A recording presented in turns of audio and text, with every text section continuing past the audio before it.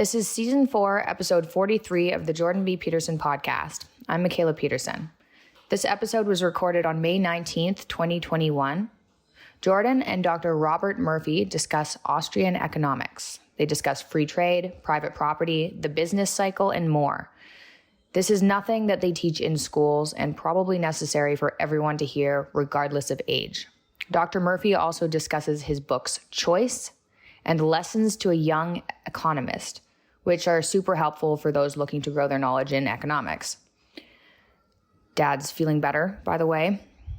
It was a severe autoimmune flare-up, and now that he's back on our ridiculous all beef and lamb lion diet, the reaction is dying down. No idea how to explain it. It defies logic. It seems to work for us, though. So he's feeling better, thank God, and that's what's important.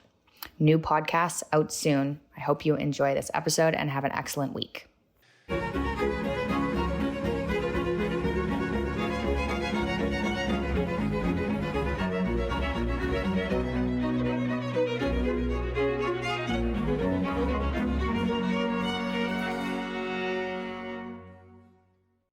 Hello, everyone.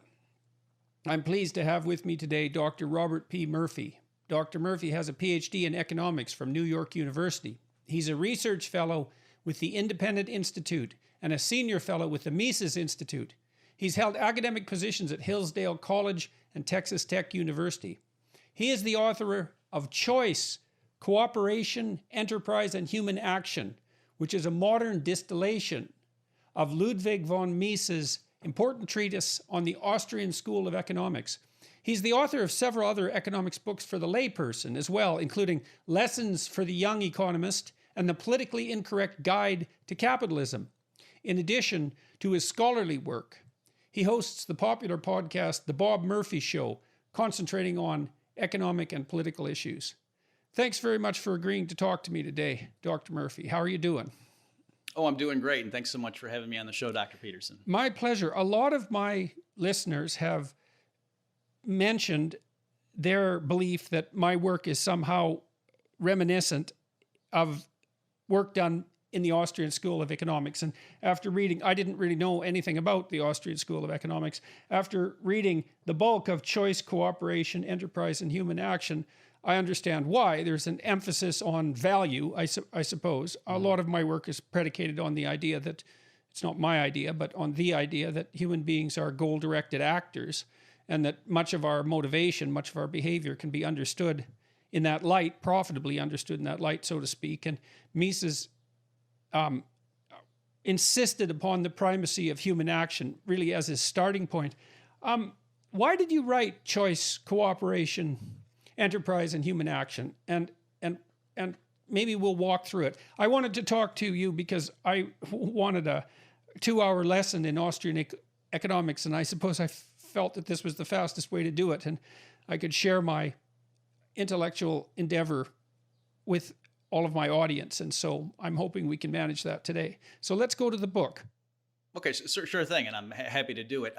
Let me just mention, though, before I forget, that I have listened to a bunch of your lectures as well, and there was one, besides what you mentioned, the affinity with value and that connection.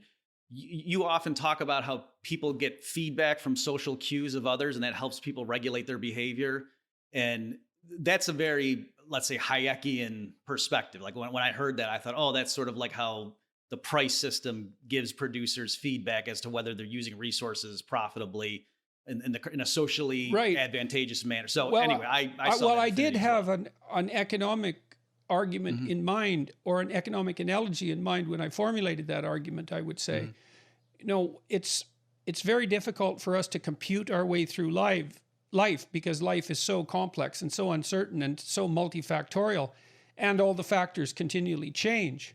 And so in Beyond Order, in my second book in particular, I stressed the role of responsiveness to feedback as a means of opening the individual to the corrective feedback from a distributed computational device, essentially. I mean, each of us are calculating madly in an attempt to minimize catastrophe and pursue some degree of satisfaction and hopefully pleasure.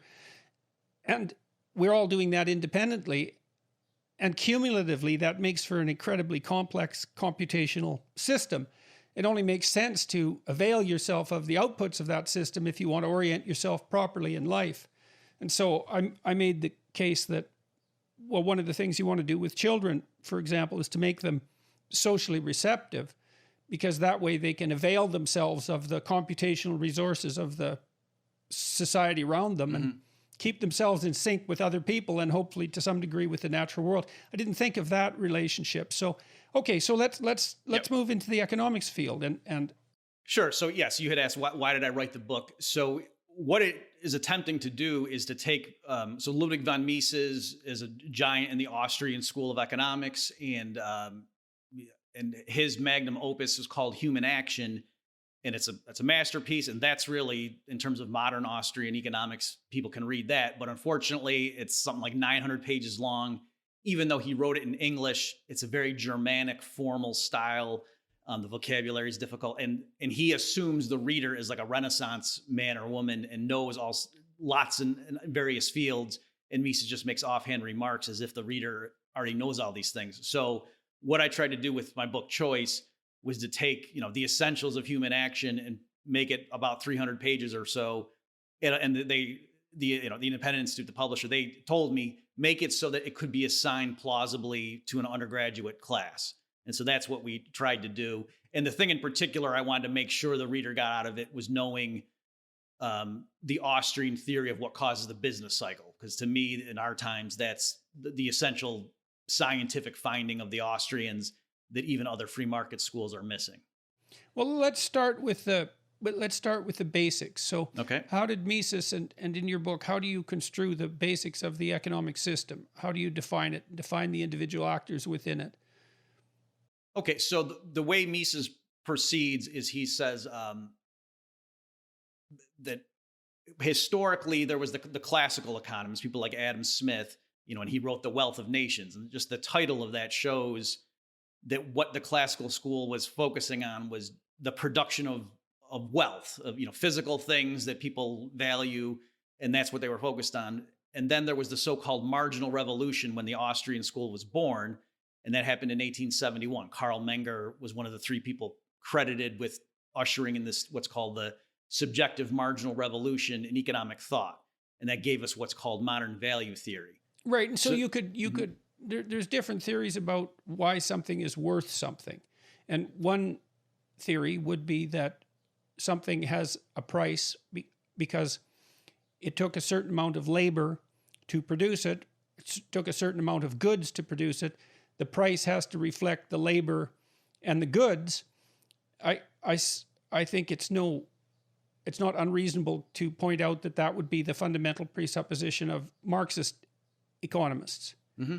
And then an alternative to that would be, well, actually, if you produce something that no one wants, it doesn't matter how much work and how many resources went into it.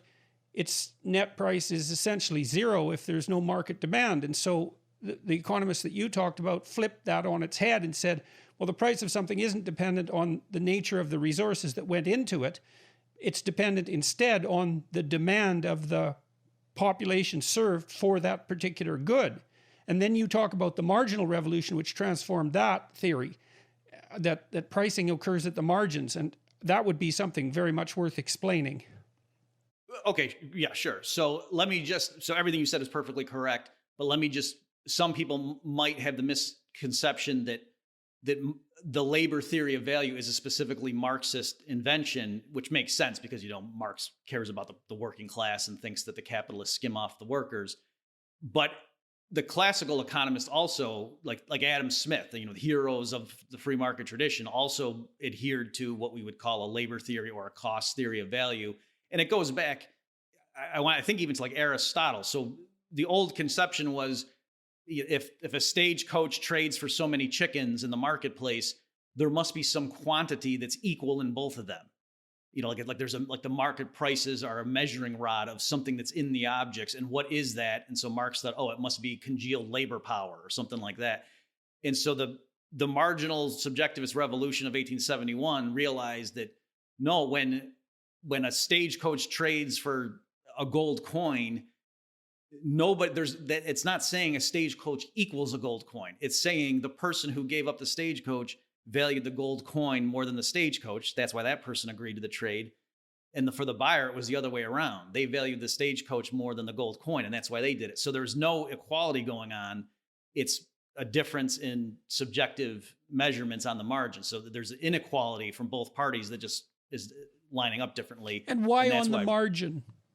Okay, so the deal with saying margin is so there's the subjective element, which is, like I said, it's just what's in people's heads, and then the reason it's called the marginal revolution is that they realize that any given exchange is just particular units. So the word margin meaning like on the edge, like the margin on a piece of paper. So the famous way to motivate this is to say, why is it that diamonds have a higher market value per unit than water does? Because water is essential for life. So you would think water should have a higher price. But the reason is in any particular exchange, you're not trading all the water in the world for all the diamonds. If you were, then the water would be more valuable. It's just like that gallon of water versus that diamond. And so on the margin, that one diamond can satisfy a lot more of your needs than that particular gallon of water, because most people already have enough water to satisfy thirst. So it means in that particular circumstance or under those particular conditions. Right. Rather than making some claim about universal value. Yeah. And to give a very trivial, but I think illustrative example too, of just applying this, when people go to the grocery store, to say, whatever, cans of Coke are on sale, let me buy some. That's a good deal. You don't empty out your bank account and back the truck up and get every last can of Coke in this. You only buy a certain amount, and then at some point you stop. And so as simple as this is, to explain that, you have to reason on the margin. You have to say, the first can of Coke is worth more to me than my last quarter. And the second can of Coke is worth more to me than my second last quarter, if the price is a quarter per can. But at some point, after you've got 16 cans in your cart, you say, no, the 17th can of Coke is not worth more than my 18th last quarter in my, so at some point you stop. And so then it's showing you that you're making decisions on the margin. You're not saying, is Coke worth more than a quarter a can? That question doesn't mean anything. You mean how many cans of Coke do I have right now? Is the next one worth more than my last quarter? So that's how the thinking is on the margin. Okay. What role, the labor theory of value seems to be, all of these theories of value in some sense seem to be intuitively obvious, although they're different. And so that's strange that they can all be intuitively obvious. It seems that when you decide to do something, before you've been able to price it, you perhaps do something like an internal calculation to determine whether your labor is worth it. Before you can ascribe a monetary value to it, you might think, well, this seems to be worth doing, and maybe you sort out the pricing later. Maybe that accounts for some of the attractiveness of the labor theory. There does seem to be some association between the amount of work done and the value of the output.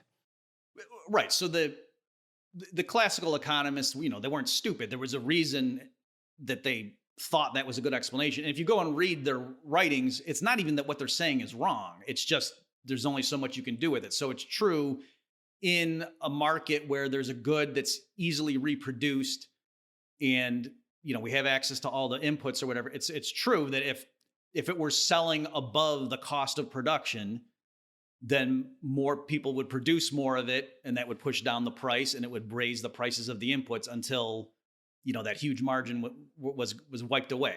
So it is true that for easily reproducible goods where all the inputs are available, in the long run, the selling price has to be very close to the price of the inputs.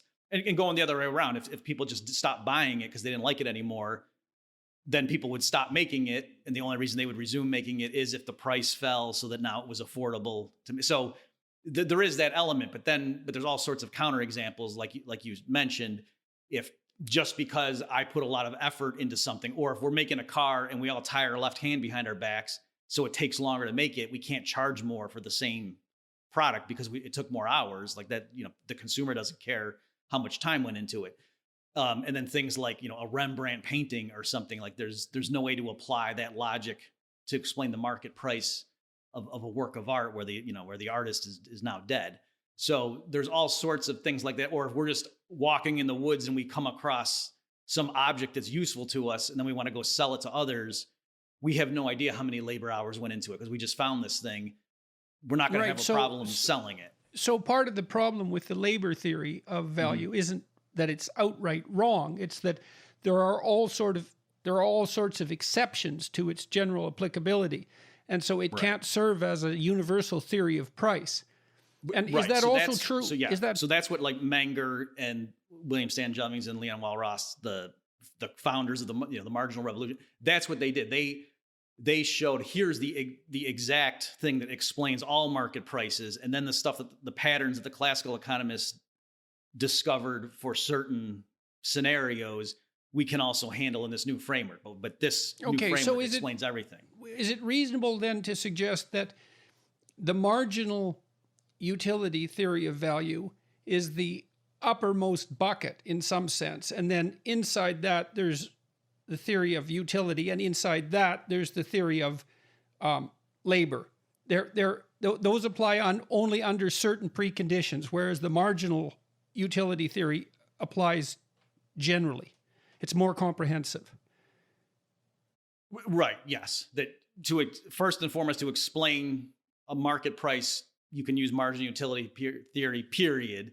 And then if you want to say more about particular circumstances, like why is it that the marginal utility would tend to be such and such under these conditions, you can invoke the sorts of things that the classical economists would have used to explain, the price of eggs or something. Okay. So it's something like a classic Piagetian revolution in thought. I mean, when Piaget looked at stage theories, he believed that children develop their cognitive apprehension of the world in stages, and that each stage would account for everything the previous stage accounted for, plus a little bit more.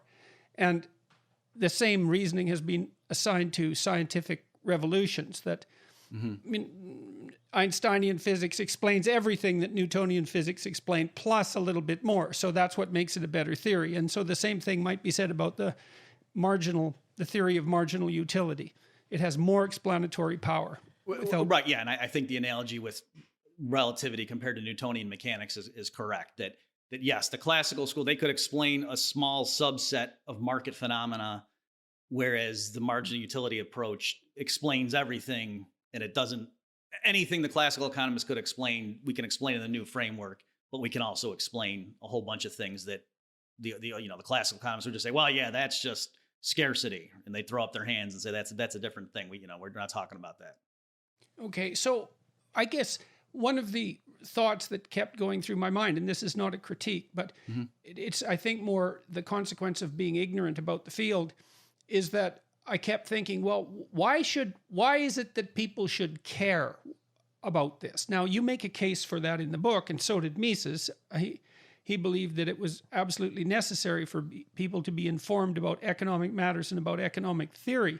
But the reason for that isn't self-evident. So perhaps you could do us the favor of explaining why we should care about this, and what does it buy us as individuals and as a society to have an economic theory, and more importantly, to have this particular economic theory, let's say.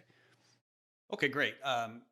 So I think, just stepping back, the reason it's so important, and certainly this is what Mises thought, for the general public to at least be aware of the basics of the findings of economic science, is that politically, so much of harmful government policies are imposed in the name of helping disadvantaged groups, or avoiding bad things, and that this is why we have these policies in place. And so they're either they don't help, or the bad things that are allegedly being solved by these policies are actually being caused or exacerbated by those same policies. Hey, Michaela again for an ad. You've heard me talking about Elysium, and you guys know that Dad and I tried Elysium's health NAD supplement called Basis. Today, I want to talk to you about their second supplement. It's called Matter. It's basically a brain aging supplement developed in partnership with the University of Oxford. They have dozens of the world's best scientists working with them, and 8 of them are Nobel Prize winners. Matter is supposed to slow the brain loss that's associated with memory decline as we get older and start forgetting things. Starting in our 30s, our brains begin to shrink. It happens to all of us, even if you're healthy. You lose brain mass. This affects memory, learning, and physical activity. Lifestyle choices like drinking, smoking, sleeping poorly, and eating the high-carb standard American diet can also accelerate this process. A ridiculously large portion of the population is deficient in vitamins like B vitamins, and Matter can help with that. Matter is patented and clinically proven to slow the age-related loss in the brain's memory centers by an average of 86%. If you already take a typical omega-3, and it's one that just comes from the drugstore, I do recommend switching to Matter, which contains a superior omega-3 4 times more absorbable than standard omega. Plus, really, most omega and fish oils are generally rancid, the cheap ones especially, and actually quite toxic. You really have to be picky about anything that has omegas in it.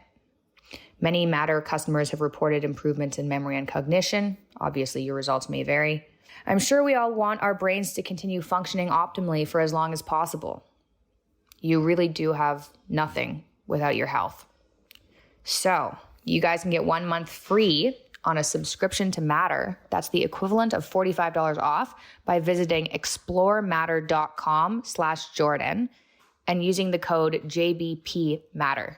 That's explorematter.com/Jordan, promo code JBPMatter for 1 month free. Enjoy the rest of the episode. Constant Contact is a digital marketing platform that helps small businesses and nonprofits of all sizes build, grow, and succeed. With email marketing, contact management, industry-leading list growth tools, social media ads, and more, Constant Contact helps small businesses connect with customers, find new customers, and sell online, all from one easy-to-use platform. They've been trusted by millions of businesses to help improve their marketing.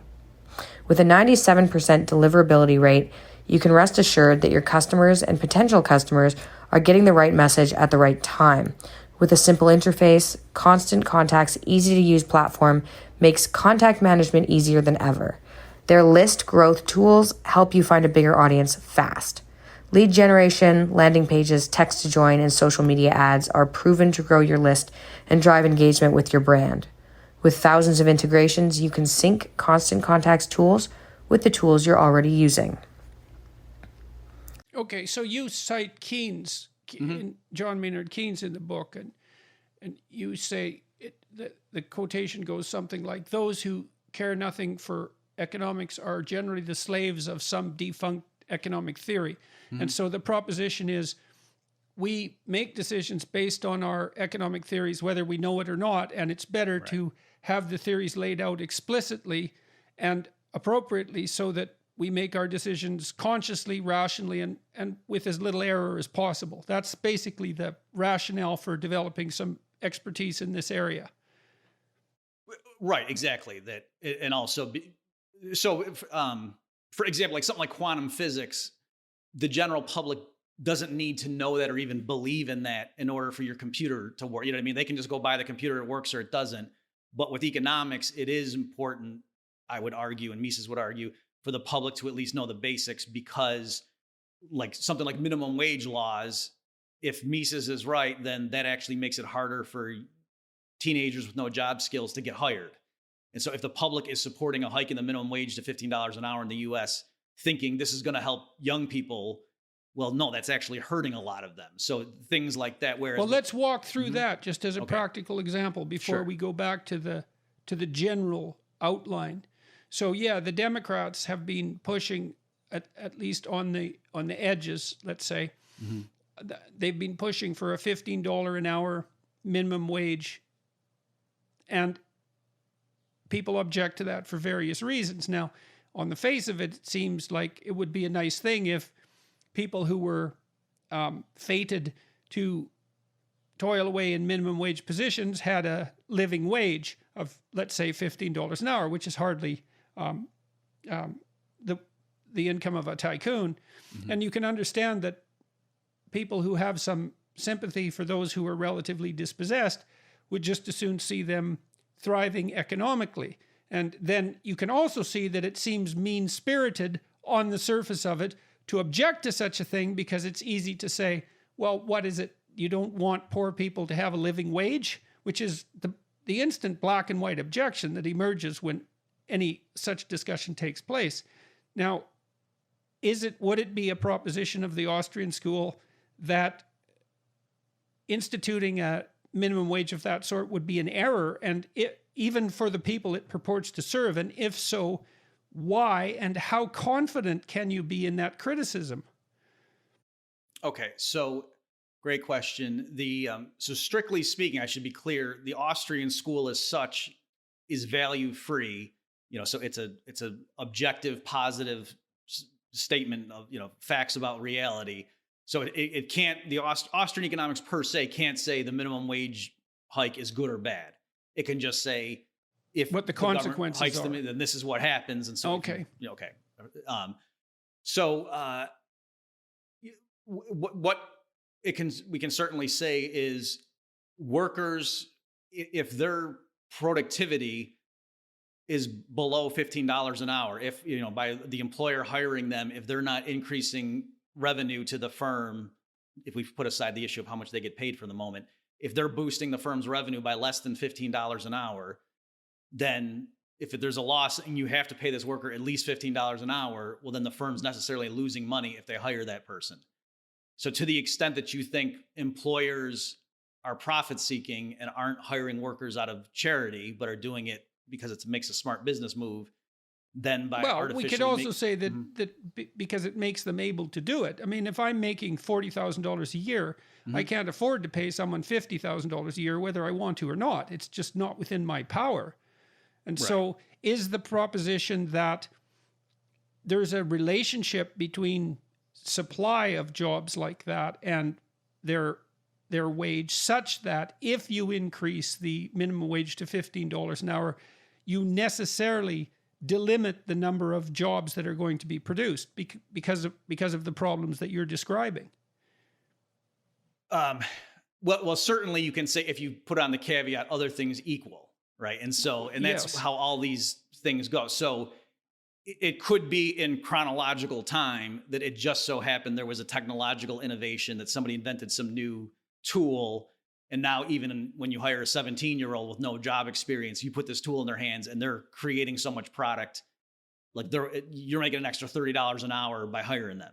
So if that just so happened to be invented right when the minimum wage hike happened, the data would not show a drop in employment, right? But the idea is that's because there was some exogenous shock. But the claim is, other things equal, yes, if you make it artificially more expensive to hire some factor input, firms will tend to hire less of it, right? Just saying something. So let me throw objections to that your way and tell me what you think, because this is a pretty crucially important issue. So maybe I could say, well, wouldn't firms merely reduce the amount they're paying their other employees, the more highly paid employees, by a fractional amount to increase the wages pushed down to the bottom, and thereby compensate by what would essentially be something like an internal tax? I mean, these systems are so complex that there's a theory that we outlined the theory in the Austrian school about, at least to some degree, about why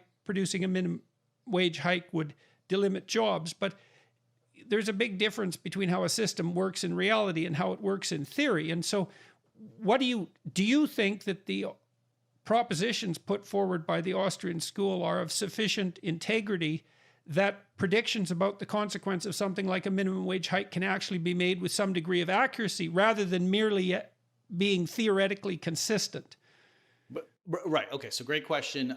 Let me first just use a quick analogy, or not analogy, but another example. When progressives want businesses to emit less carbon dioxide, one of the go-to policy measures is a carbon tax. So in that realm, most people on the left, they want other measures too. But when you say, hey, if we put a $100 a ton tax on carbon, they don't just start making up all these reasons why firms don't want to save money. And no, they'll still use just as much carbon as before. They'll just pay less to other things to come up with the money. It's all straightforward. Oh yeah. Or if you want to get people to not smoke as much, what do? Let's put a really big tax on cigarettes. That will make people smoke less. So in all these other areas, people respond to incentives, but for some reason with labor, the same firms that are money grubbing and all they care about is jobs, and they'll outsource factories to Indonesia to save 2 cents on labor. If you make teenagers in the US twice as expensive by more than doubling the minimum wage, No, it's a right-wing lie that they'll hire fewer workers. So I'm just noting the inconsistency. So it doesn't mean So your proposition is that the same people who formulate these theories make an exception in the case of those exceptions they want to see, but they abide by the general principles that the Austrian school holds, or that the theory of marginal utility proposes in other situations. You used carbon tax as an example. Right. So the basic proposition is, if you make something more expensive, firms will be incentivized to use less of it. Right. And even in the context of just labor, again, to say, if it turned out that they ran the numbers and they could shut down the factory in the US, lay off all those people and open the factory in, Indonesia and save $1 an hour, most people on the left would say, of course the money grubbing capitalists would do that. But yet when you double the price of US teenage labor, all of a sudden, no, they don't care about money, the employers. Okay, so let me ask you a personal question then. Yeah. And let's jump outside the realm of theory for a minute. Do you I understand the attraction of coherent and powerful explanatory theories. But I always balance that against the terrible complexity of the real world, right? And so do you believe that instituting a minimum wage hike would in fact be detrimental to the poor? Or do you think the system would be flexible enough to adjust to that, and that the net benefit would be positive? I understand the theoretical prediction, but there's always margin of error, right? And I also understand the objections you laid to it. You're absolutely right that people assume, well, the corporations will maximize their profit-seeking behavior, and why wouldn't they do that in the case of the minimum wage? But still, the ethical argument for cranking up the amount of money that poor people are paid for doing minimum wage jobs, it's really quite compelling emotionally. And so you have to be pretty damn certain of your first principles to say, well, hold on there, you're actually going to do people more harm than good. And so are you confident enough in the way that these theories lay themselves out? So you do believe that would be bad policy, even for the very people that it purports to serve? Okay. So ethically, I'm against it because I believe in property rights, and I don't think the government has the authority to tell people, if you're going to hire someone, you have to pay them this amount. Like, as long as they're voluntary contracts, and it's not a 6-year-old who doesn't know what they're agreeing to, so I don't think the government has the right to do this. So for that reason, I would never be in for it. But in terms of just the economic impacts, I think for a modest minimum wage hike, so I think everybody agrees if they set the minimum wage at $300 an hour, that would be devastating, right? That would ruin the economy, right? So everybody agrees if you did it too much, all the stuff the Austrians and the Chicago school types are warning about would be true. So all we're quibbling about is, could you do it a little bit such that the net benefits? Exactly. So I do agree. I mean, they have raised the minimum wage in the past, and it's not that all of a sudden, no teenager can get a job anywhere. But it is true empirically that unemployment rates among, young people are much higher than the general population. Right. And so this, is partly to explain why that would be. And so I think you're right. In practice, there are other considerations that come into play. And it could all ultimately work through the issue of productivity, that for, a small minimum wage hike, the firm, like a McDonald's franchise, is probably not just going to lay off everybody, because that would be bad for morale. But I think what is true is, knowing minimum wage hikes are on the horizon, they have revamped their operations to have more kiosks, to have, so now instead of having 8 teenagers on each shift, they've got one 35-year-old manager who's got, the thing taking orders from drive-through. They got the machines that are optimum. They just put the drink there and hit the size, and the machine fills it up. They're running, So I think that's all true. All right. So we could say with some certainty then that there's a price to be paid for increasing the minimum wage. And the price is that minimum wage workers are more expensive, and therefore that will incentivize the search to replace them in some manner. Right. And how much they're replaced, well, that's not easy to calculate, but the incentives then push in that direction. Yeah, and I would also mention too that there's winners and losers. I would say so. I can't make a blanket statement and say, oh, this is necessarily bad. So yeah, if they raise the minimum wage, when the dust settles, there will be workers who are earning $15 an hour, who in the alternate timeline would have only been earning $8.50 an hour, let's say. But there's also a lot of workers that never had a job in the first place that maybe would have gotten a chance to get hired and never. So that's interesting, because that means that in some sense there's a hidden moral hazard there, which drives that sort of behavior. Because you can imagine this scenario is like every single person who has a job that's a minimum wage job, who gets a boost to $15 an hour, is going to be very happy about it. And all those people who don't have jobs won't know that that's the reason why. Right. They might, attribute it to racism. Well, they could attribute it to 10 things, right? To 15. They're not necessarily going to point to that decision and say, well, it's that specific decision that means that I don't have a job at all. Right. And I should also mention too, I actually know the Canadian data better because I've done some work for the Fraser Institute up there, but it's called the low income cutoff threshold is like the Canadian government's measure of poverty, like households that are above or below poverty. And these aren't the exact numbers, but it's in the 80s%, where 80% of the people who make minimum wage in Canada are in households above that poverty threshold, and vice versa. 80% of the people who are in households that are below the poverty threshold make more than the minimum wage. So it's not correct to think of minimum wage earners as like single mothers who are struggling with kids at home. It's like suburban teenagers who are home from college for the summer, who are going and working at McDonald's for a summer job. Like that's, the more prototypical minimum wage worker. It's not some, blue collar person who, another thing too, just to mention, most people earn more than the minimum wage. So the very crude notion of power bargaining, and the employer has all the bargaining power, and that's why we have to raise. If that worldview were true, just about everyone would earn the minimum wage, and yet most people earn more. And so once you say, well, why is that? Well, it's because of competition, and if people's skills are $20 an hour, they're going to get paid more than $7.25. You realize. So it's really important actually to figure out who is it that's only qualified for a minimum wage job, because that also drives the narrative of the utility of raising the minimum wage. Right. And your claim is that it's mostly people from households that are above the poverty line.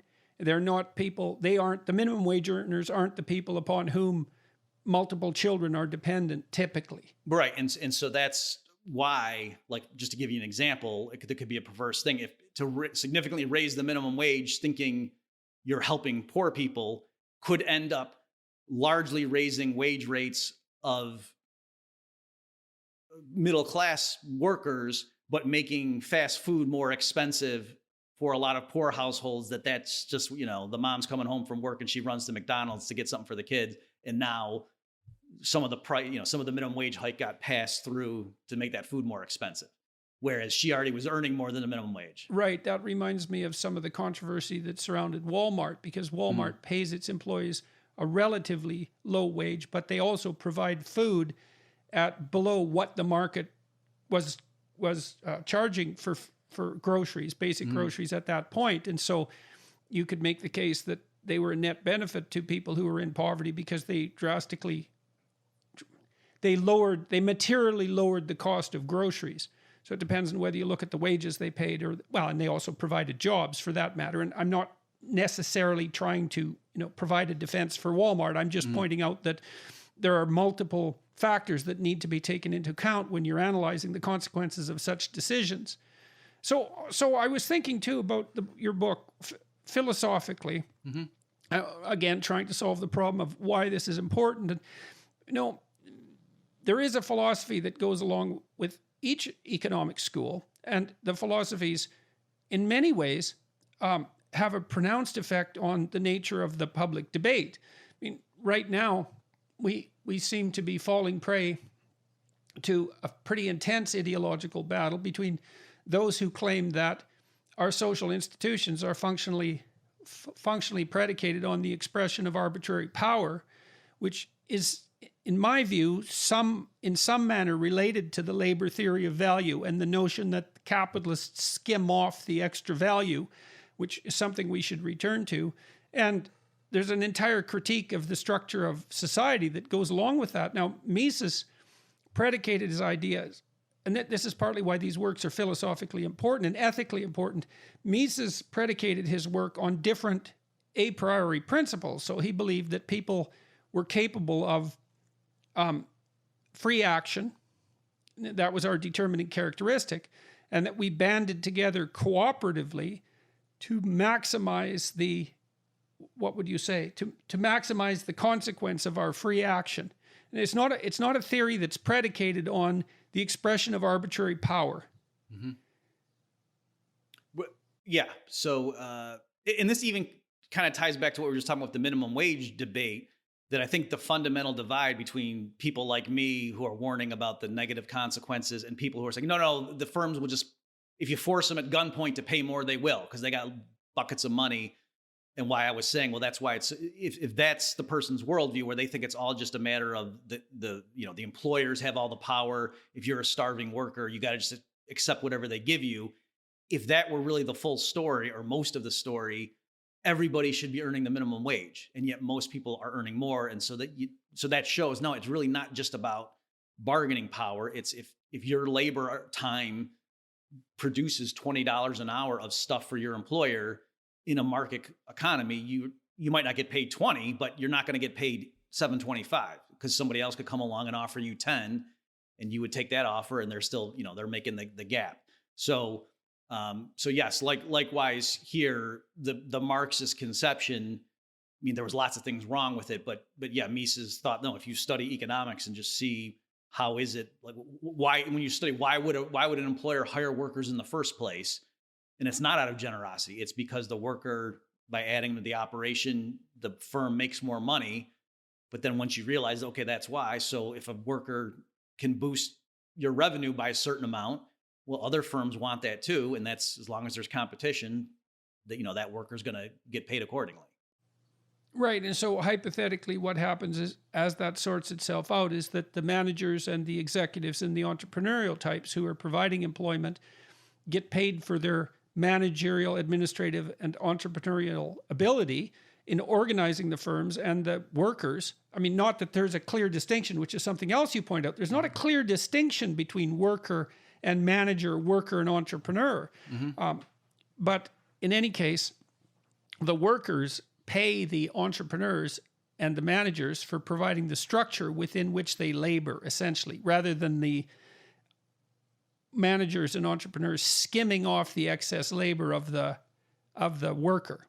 And, and that distinction between worker and manager, the fact that distinction is not so clear is also of paramount importance, I think, because it's very difficult to categorize the world into oppressors and oppressed if the categories of oppressor and oppressed aren't so clear to begin with.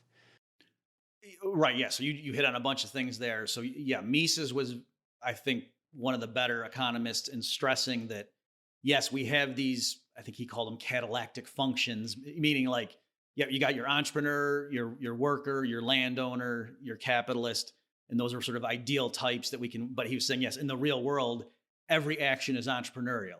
So even a worker who takes a job with this firm, and you would say, oh, that's not entrepreneurial. Well, no, it was, because the worker had to forecast the future and say, do I want to be with this firm, or maybe I can go with this startup over here who maybe's offering me stock options. They're taking a risk, right? Because in some sense they're purchasing a career. Mm-hmm. And so they have to analyze the general marketplace and decide, well, first of all, where they're going to get best value for their money, but they have to look into the future and say, well, is there a future with this firm?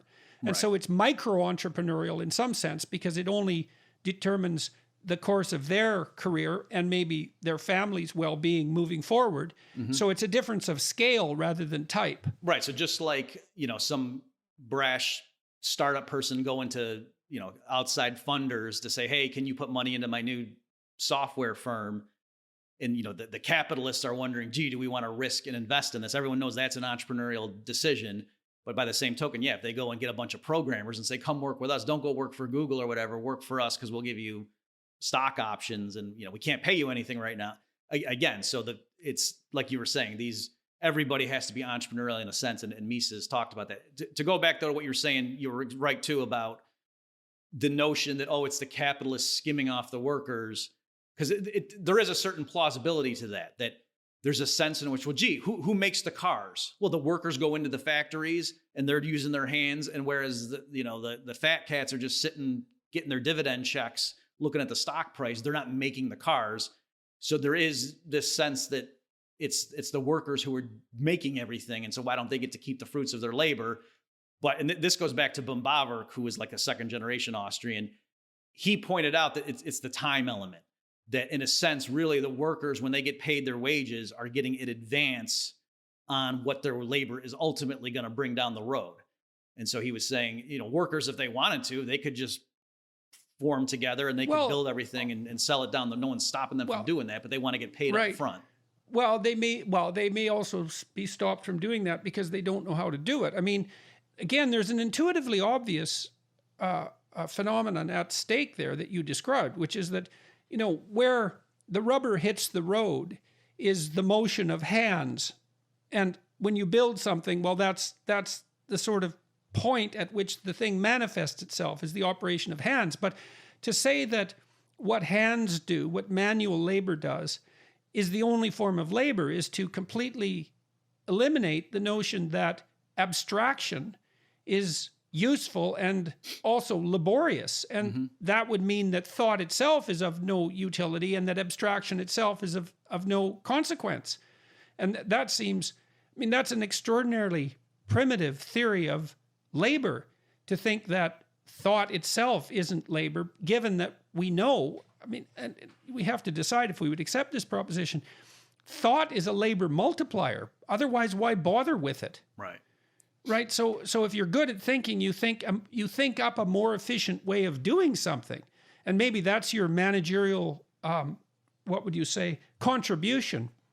And that's not a matter of exploitation. That's a matter of providing a structure in which manual labor can be done in a manner that's more competitive.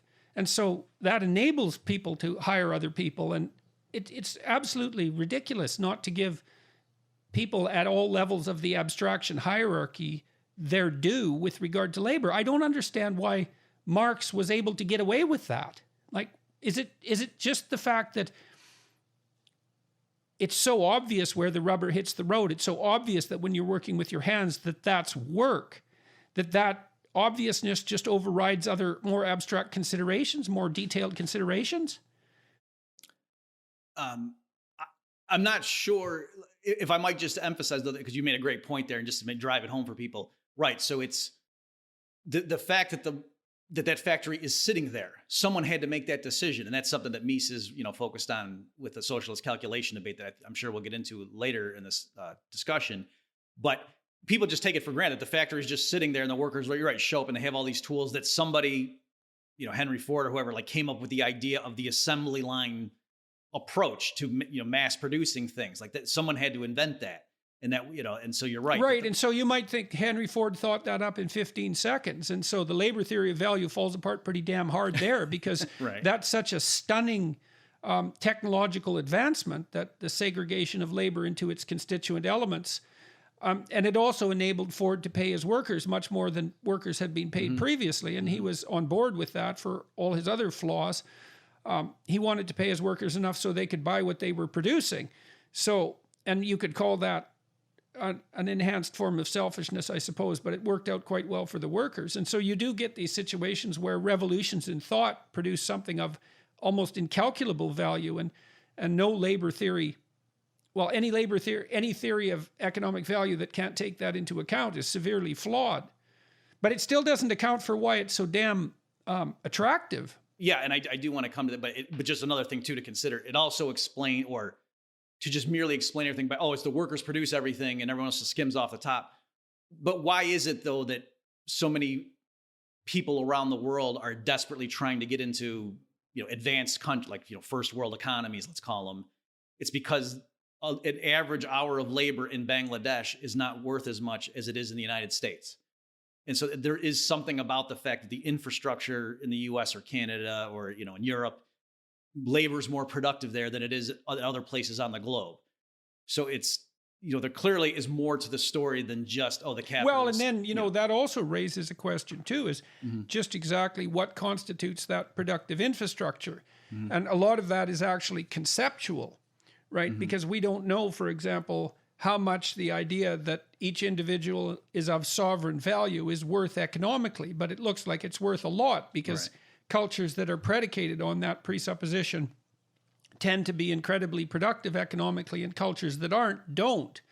And so we can see that abstractions of the sort that make up the philosophical basis for economic theorizing actually determine the economic course of the country and all the individuals within it.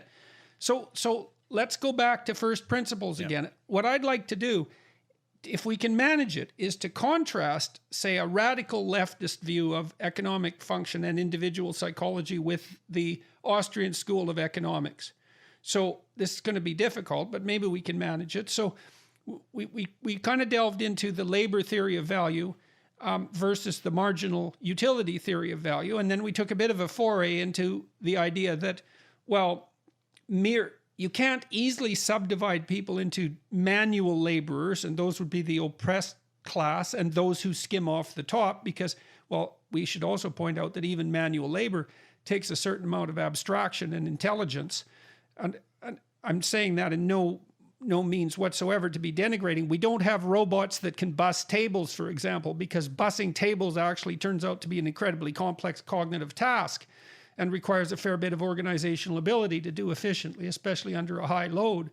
And so, okay, so we've talked about the theory of marginal utility and the idea that where labor resides is not so obvious, and the notion that those higher in the hierarchy are just skimming is an unsustainable proposition.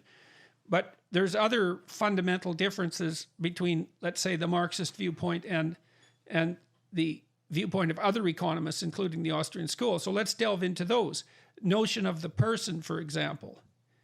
So Marx presumed that our consciousness was determined by our society, right? That we were downstream from society in some sense. And that's not a proposition that Mises was particularly fond of. Right. So I think I can, at some point I'm going to reach the limits of my knowledge of the Marxist worldview, but I think I can safely say that Marx thought the material forces of production were the prime mover in history. And so, you had slavery in ancient times, and then that gave rise to feudalism, and then that gave rise to capitalism or mercantilism, let's say, and then capitalism. And then the next stage would be socialism and communism. And that he said each stage, had to develop to its fullest potential, and then it would burst asunder the next one. And that at each stage, the intelligentsia would come in and give an ideological superstructure to justify the current system. But it was, the productive forces were the driving thing. And then the idea people came in to just, make up a story to explain to the masses. And the story was to justify the exploitation that was part and parcel of skimming off the excess labor. Right. But that isn't how Mises looked at it, is that people didn't band together to exploit each other. Right. This is crucially important, right? Because the criticism that's directed at patriarchal structures, let's say, is predicated on the idea that they're fundamentally exploitative and that the relationship between people is one of power. And the implication of that, especially if it's arbitrary power, the implication is that anybody who occupies anything but the lowest tiers in a given organization is in consequence an oppressor. But that Mises insisted that people banded together for purposes of cooperation and multiplication of effort. And that's a completely different view. So can you provide some justification for that? Sure. So the starkest contrast, though, with Mises responding to that Marxist worldview is he thought that no, ideas are the primary motivation, that, human action starts always with a thought. People have a goal and they use their reason to, choose a means to try to attain it. They might fail, but that's what purposes behavior is. Right. That's what he meant by human action. So we're action. Rational sovereign actors. Right. And we're trying to chart our own course. Right. And so for him to explain, for example, why is it that it went from feudalism to the industrial capitalist age, Mises would say it's because ideas of individual sovereignty and, people have rights, and for various historical reasons in Western Europe that emerged, whether it was because of Christianity or just the squabbling in the terrain. But the idea that, the king can't come into your house. You're the castle, your house is your castle. Like notions like that, Mises argued, came out of Western Europe earlier than other places. And that's why they, took over the world basically. Like that was the reason. And so then scientifically or empirically, why was that idea so potent or powerful? It's because of what you're saying, that Mises thought it just so happens to be the case that human labor, when you work cooperatively, gets magnified manyfold. That if we instead of everyone growing their own food, making their own clothes and everything, being their own Okay, doctor, so there's an attractive quasi-religious notion as well. Mm-hmm. Okay, so here's what we do. I'll tell you a little story about this. I went and stayed at an Airbnb out on the coast of British Columbia one year, and it was this nice little cabin perched on the shore of this idyllic island. It was a kind of a log cabin, quite primitive, but very, very beautiful, in a beautiful locale. And the people who owned the place were from Europe, and they were back to the land types. So, the 1990s equivalent of hippies, and they believed that everyone would be better off if they were self-sufficient, and that they would be more psychologically healthy if they returned to the land. And so they bought this place. Well, they were trying to be self-sufficient and grow their own chickens and raise their own chickens. You don't really grow them. Mm-hmm. But to raise their own chickens and plant their own vegetables and so forth. And what they soon discovered was that was unbelievably difficult life, that they were struggling every second to stay afloat financially, and that being self-sufficient, especially on an island, which is a place that poses its own complications, especially in a harsh climate, they were completely trapped, and they couldn't sell their property for anything near the market value, the value that they had purchased it for. And so their move back to the land was a complete bloody catastrophe. And so, I want to tell that story because we have these romantic notions, that we should all be self-sufficient and that everyone would be better off individually, in their family, in their town, in their estates, if we were self-sufficient. But there's a different idea, which is that we're better off trading with someone, generally speaking, even if we're better at everything we do than they are at anything they do. And so that's a really crucial point. And so maybe I could get you to elaborate on that. Like, we're rational people. We don't band together to tyrannize each other. We band together to maximize our productivity. And we do that to stave off the catastrophes of nature, let's say, so that we have enough to eat and enough to drink and we don't die from some bloody, miserable disease. That's where the tyranny is, in our subjection to our vulnerability. We band together to maximize our productivity. Why does that work? And why is that justifiable in terms of assessing the nature of our social institutions? Okay, sure. And again, just to drive home for Mises how critical this was, because for him, that was the basis of civilization. That's why we need to have property rights. We need to have, rules of social order. You can't go around killing people.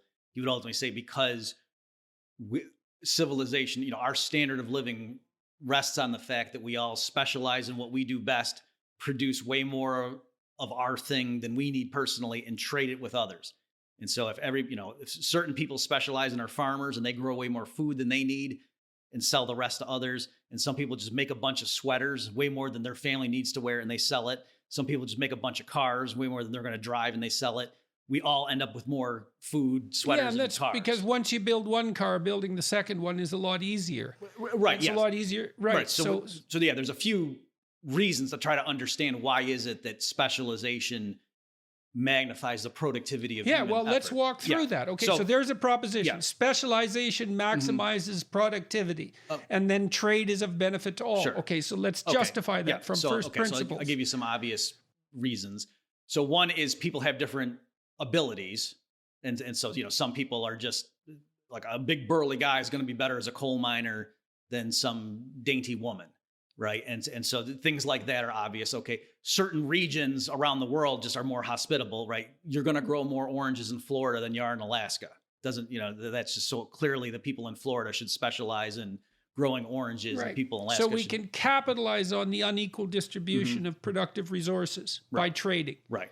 Right. Beyond- Instead of trying to eradicate the inequality, we can capitalize on the fact that it exists, which is, in a sense, is something that eradicates it. And, what would you say? Practically speaking. And that's important to note too, because, we have this idea, and I think it's deeply rooted in our moral intuitions, that everybody should be equal. It's like, well, wait a second. We trade on our inequality. So that's kind of interesting. You're better at something than I am at something, let's say, and that's an inequality. And you might even say, well, you became unjustly better at that than I did, for historical reasons. But the fact of the matter is that inequality exists. So let's try to address it.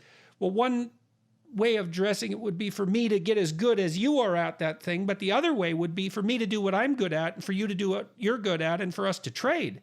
And then if we have money, well, we can transform the value of our labor into something that's universal. And that is an equalizing force in and of itself. Right. Yeah, that's all certainly true. Just another quick one, though, is even if people had similar aptitudes up front, like two people who are identical in all respects, if one of them went into studying brain surgery and one of them went into studying chemistry, 30 years later, when you check in on them, the one person's going to be way better at doing brain surgery than the other person's going to be way better at, identifying new chemical compounds. Right. So because we have finite resources, each of us, because we have finite time, that means that we can't be as good as everyone can be at everything ever. And so we end up specializing in something so that we have a comparative advantage, but the language here, and you said Mises is very careful with his language, so let's be very careful with our language. If I study for 30 years, it isn't exactly that I have a comparative advantage over you. It's that I comparatively have something to offer you, right? Because advantage implies that I've taken something from you in some sense, or now that I can hold something over you, because you say taken advantage of someone. But it isn't that. It's now that I'm bringing something to the table that you actually desire. And so that's not an advantage I have. It's something that I have to offer. And if I have any sense, I've picked something that I have to offer that I know other people want.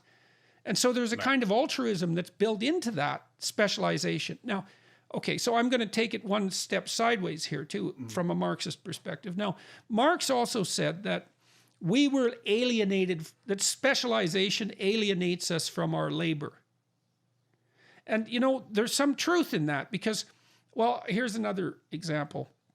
When I was a kid, 16 or 17, I worked at this lumber mill, plywood mill, and it was probably built in the 40s. So it was kind of a dark satanic mill, to use the poetic phrase. And it had a pretty hierarchical structure. The foreman exerted power over the workers. And, we had 15-minute breaks, but it took 10 minutes to get to the break room and back. And so it was pretty regimented. It was classic labor versus manager situation for what it's worth.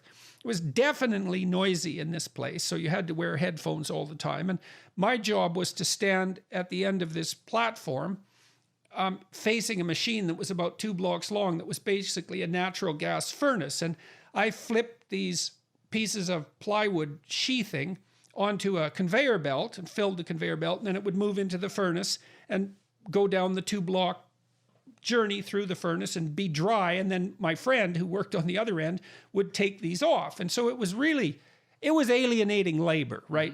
I would do that 8 to 16 hours a day, depending on whether I was working overtime. And all I was really doing was grabbing a piece of wood and flipping it, pushing it forward, right? And so it was hot and dusty and all of those things. And now and then the machine would jam and burst into flames, and the whole plant would fill up with smoke and steam, and then we could climb on top of the plywood stacks and have a nap. And so that was sort of like the holiday. But in any case, it did give me some sense of what it meant to be alienated from my labor. There had been guys there who had been there for like 20 years doing this job, and I thought, well, that would just drive me stark raving mad. And so that alienation theory, I mean, how do we deal with that? Because the problem with specialization is that, well, you have to sacrifice all the other things you might be to do this one narrow thing. Now, I know that opens doors. Like if you become an expert at something, you go through a narrowing process while you're being an expert, and then the world opens back up. But I mean, how do you deal with the or does the Austrian school of thought deal with the fact that specialization requires a particular sacrifice? Is the proposition just that it's worth it compared to the alternatives? Yeah. Before I forget, let me just mention, you hit the nail on the head when you said comparative advantage a few minutes ago, and you said that even if one person, or historically it was done in terms of nations trading, even if one country was better at producing everything, its people would still have a higher standard of living if it specialized in what it was really good at and then traded with some other nation. And so David Ricardo was credited with that. So you're right. And why is that? Because that's subtle and not easy to understand. A more colloquial illustration would be like a doctor who can do a better job taking people's blood pressure and weighing them and writing down on a piece of paper what their blood pressure is and weighing them and asking them what brings you in today. It would be a waste of the doctor. The doctor shouldn't do that. The doctor should hire other people, nurses or whatever, to do that basic information, so the doctor can just focus the time on what the doctor can do. Or a lawyer. He should concentrate on whatever it is that other people are least likely to be able to do. Right. Or so that's kind of a general rule. So you should concentrate on what's of general value, but what other people are least likely to do. Or, other examples. Or able to do. Michael Jordan is very athletic. He could probably cut his lawn faster than the neighborhood kid. But Michael Jordan shouldn't be cutting, he should hire someone else to do it, and he goes and practices basketball. Or a lawyer who's a really fast typist should still hire a secretary to deal with, the paperwork, so the lawyer can focus on talking to the client. And so there's all kinds of examples where just because you can do a task better than someone else, it still might make sense for you to outsource that and hire that person to do it, to free your time up to focus on where you're really good compared to the other person. And so I guess the alienation issue is dealt with to some degree. I read Jung's Psychological Types a long time ago, and one of the propositions he put forward was that when slavery was eradicated in the West, we each became our own slaves. That was the price we paid for it. And so we slaved away for some portion of the day, but the consequence of that was that we had some time where we could be free citizens pursuing our leisure at will. And I think that's kind of an interesting way of thinking about it too, is that the advantages of specialization are such that it's worth harnessing yourself to the sled for a certain amount of time per week so that you can be relatively free in everything else you do. And the reason that that's acceptable and beneficial is because there isn't a better alternative. Right. And so, I think the way Mises would handle the alienation issue is a few things. He would say, kind of like what you were saying earlier about this idyllic notion of, and by the way, my wife and I want to get some chickens too. And so I'm not knocking that we want to do that too, partly because we're afraid of what's coming. But Mises points out that a graph of history in like per capita living standards is like this throughout the century. And then it goes like that starting in late 1700s or so. The most important chart in the world. Right.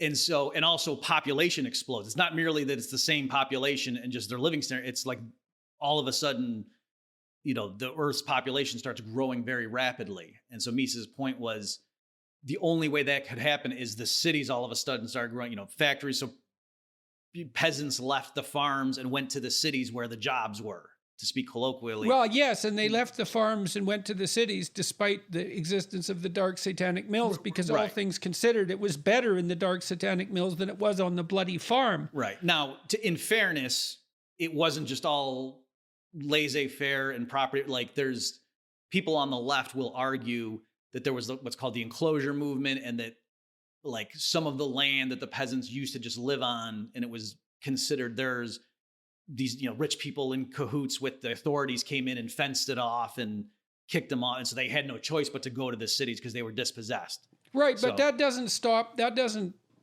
mitigate the fact that everywhere in the world people are moving from rural areas to the city. Right. Everywhere, and faster and faster and faster, and so there's a general trend there. Despite, I mean, it's very important to separate out the general trends from the aberrations, right? And you can point to, and this is why I want to emphasize this issue of power, because we're talking about first principles here.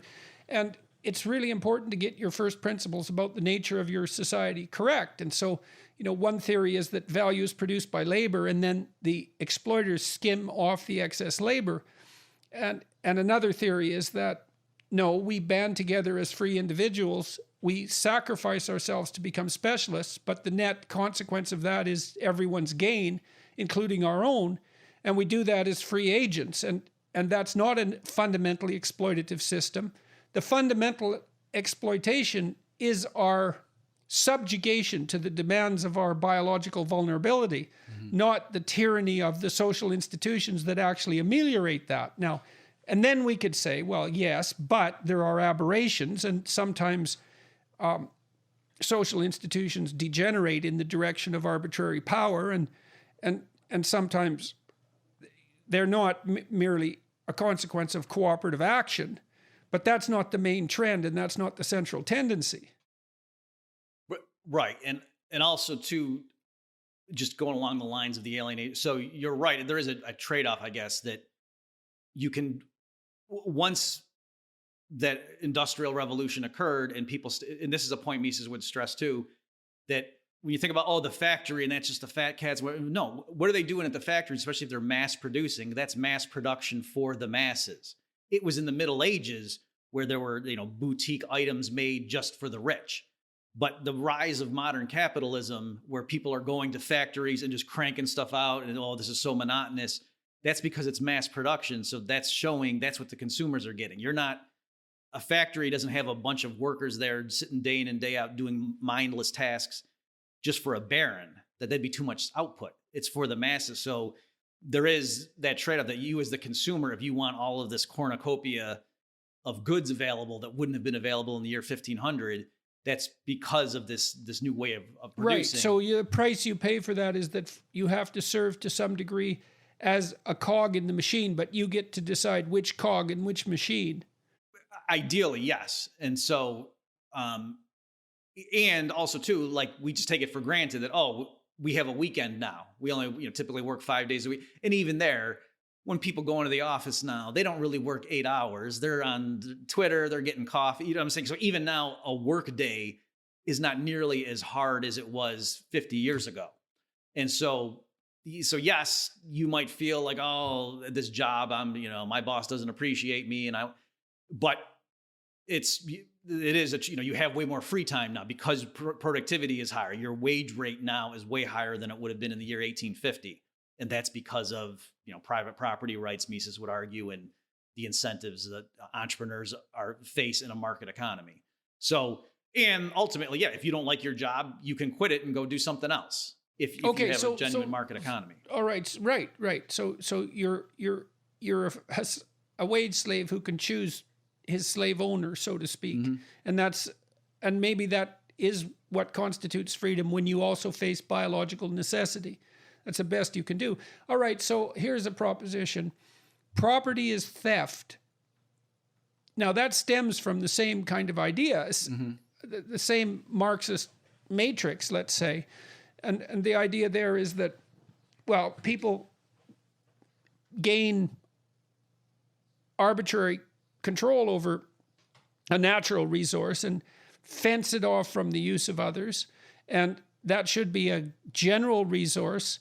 And the mere fact that they have power enables them to maintain the fences and to benefit preferentially from whatever can be raised there, perhaps as a consequence of exploitation of the labor of people who are then allowed onto the land. Mm-hmm. And again, there's something that's sort of folk attractive about that, although I think it also dangerously incites and justifies envy. But maybe we need a better justification for private property. So what does Mises have to say about that? Okay, I don't know if Mises made this point, but I've seen others, like just prima facie, the statement property is theft is almost a contradiction or a paradox, because theft means somebody took your property, right? So the notion of property per se is built into the idea of theft. If property is a nonsensical concept, then so is theft. Right. And so it's really hard. I would make that point. I don't know if Mises would make that point.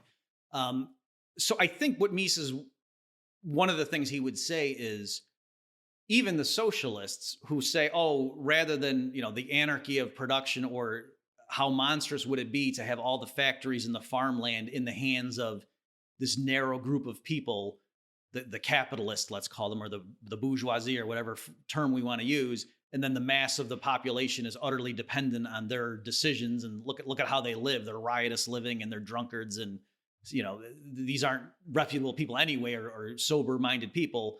This is a crazy system. Let's be more scientific and rational and have experts running it. Still, they're just replacing who the narrow group of people are who are in charge, right? It could not be that the people collectively decide which crops are going to get planted on this acre of farmland, because what if people disagree? There has to be some mechanism by which we can agree, okay, we're going to plant wheat here and we're going to plant tobacco over here, or we're going to build a factory here and this is what we're making. That people can have disagreements about that. And it's silly and naive to assume, oh, if we just had reasonable people sit down and think about what's right, then it would be obvious how to use all of society's means of production. That no, it's not obvious at all. And so under a socialist approach where we get rid of, the evil or the theft of private property, at least in the means of production, you're actually not getting rid of the fact that a select few have to just decide and everybody else has to go along with it. And so to private property per se. So why, it's easy to think of private property actually as property, but of course the idea of private property is really the idea that you can own anything. And so then I guess if we go down to first principles, what is it that you need to own in order to make social institutions work? Well, I don't think there's anyone who disputes the idea that you should own the right to dispose of your labor as you see fit. Even people who are on the radical left, I don't think would allow for that degree of the dissolution of ownership to take place. Their objection to begin with is that people are basically enslaved by exploitative capitalist institutions and they should be free to choose. And that seems to me to mean that they own the right to choose. It's something like that. So what is it that you need to own if we're banding together to maximize productivity and we're doing it in a cooperative way rather than exploiting one another fundamentally? Mm-hmm. Aberrations be damned for the time being. What is it that we need to own? What rights do we need to own? Right. Okay, great. So you're right that it's interesting that when you talk to, and obviously among, there's different groups like socialist and Marxist and Leninist and communist, those are not all interchangeable terms. And the people who believe in those things would get, take umbrage at people being sloppy with, so. Yeah, well, it gets really complicated in the case of places like Norway and Sweden and, well, Canada for that matter, because we're more socialist than the US. And Canada, Norway and Sweden and Finland and so on are doing quite nicely, all things considered. So these, compared to Stalinist Soviet Union, for example. So yeah, these distinctions make a tremendous amount of difference. So where I was going is to say, though, that when I've talked to, people like anarcho-communists, let's say, or anarcho-socialists, and I ask them, well, they will say that, oh yeah, people can own their houses, like as long as they're modest, or workers should own their tools, right? So that they have no problem with a carpenter owning a hammer and nails and a saw and things like that. So even though those are means of production. Well, but then of course the problem comes up, what exactly do you mean by own? Right. So if I own my house, but I can't own a factory, but I can own my house. Well, that means I can't trade my house for a factory. Mm-hmm. So I don't own my house in that regard. Yeah. So that's a good point. there's something really fundamental here that we need to sort out about ownership. So what does it mean to own something? Well, it means that you have the right to its use. Right? Your will determines how it will be used. Right. And so to say that, I own a factory means in a modern context that, yes, not only do I get to determine what gets produced in it or if it just sits there idle, but also, like you say, to really own it means I should be able to sell it. to somebody else for right. money. For anything, essentially. For anything. Well, that's where things get tricky, right? Because if ownership means something, it has to mean something like the right to trade the thing you own for other things you want, because why the hell else would you bother owning it? I mean, it'll produce profit, perhaps, but with that profit, you still want to be able to buy things that you can own. So it's the same problem. So what we need here, at least to some degree, the reason I'm driving at all of this is because we're facing a situation in our culture where there are fundamental revolutionary critiques at the first principle level, right? Right. We're not sovereign individuals, we're members of a group. We didn't band together for cooperation, we banded together to maximize our own selfish needs, our own selfish ambitions, and we do that as a consequence of the expression of arbitrary power. That the fundamental relationship between people in a hierarchy is exploitative, that the Enlightenment idea of the sovereign individual is nothing but a justification for claims of power for the privileged group. I mean, these are fundamental critiques. They go all the way to the bottom, which is why I'm trying to chase things down to the bottom. I'm also, and I want to go to this too at some point, it's an attractive set of ideas. It's an optimistic set of ideas, but it isn't instilling the same revolutionary fervor among a minority of young people, let's say, in our culture, that these more radical, the more radical critical ideas are. And so we also have to address that problem, is that this is kind of a nice way of looking at the world. It's optimistic, it's positive, but it's not romantically attractive, and it's being attacked madly. And so we can't defend it very well. So okay, so we'll sketch that out. Back to ownership. Yeah.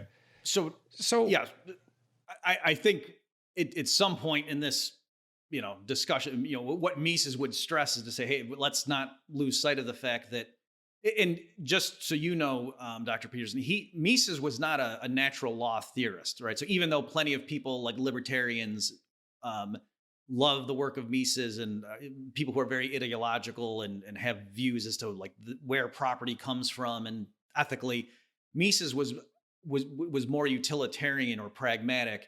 And I think he would just say, I'm happy to have these discussions about the philosophy and the underpinnings of justice and so forth, but push comes to shove, the means of like factories and farmland and crude oil deposits and other minerals and things like that, those all need to be owned privately too, because you need to have market prices for those things.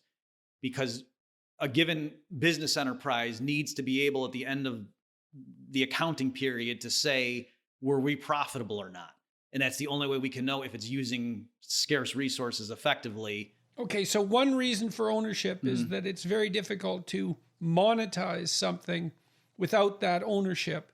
And if you can't monetize it, you can't calculate its value. And if you can't calculate its value, you can't use it. Or you can't know whether you're using it efficiently or not. Well, but that would be the same thing, essentially, because if you don't use it efficiently, you're going to have to stop using it pretty damn quickly.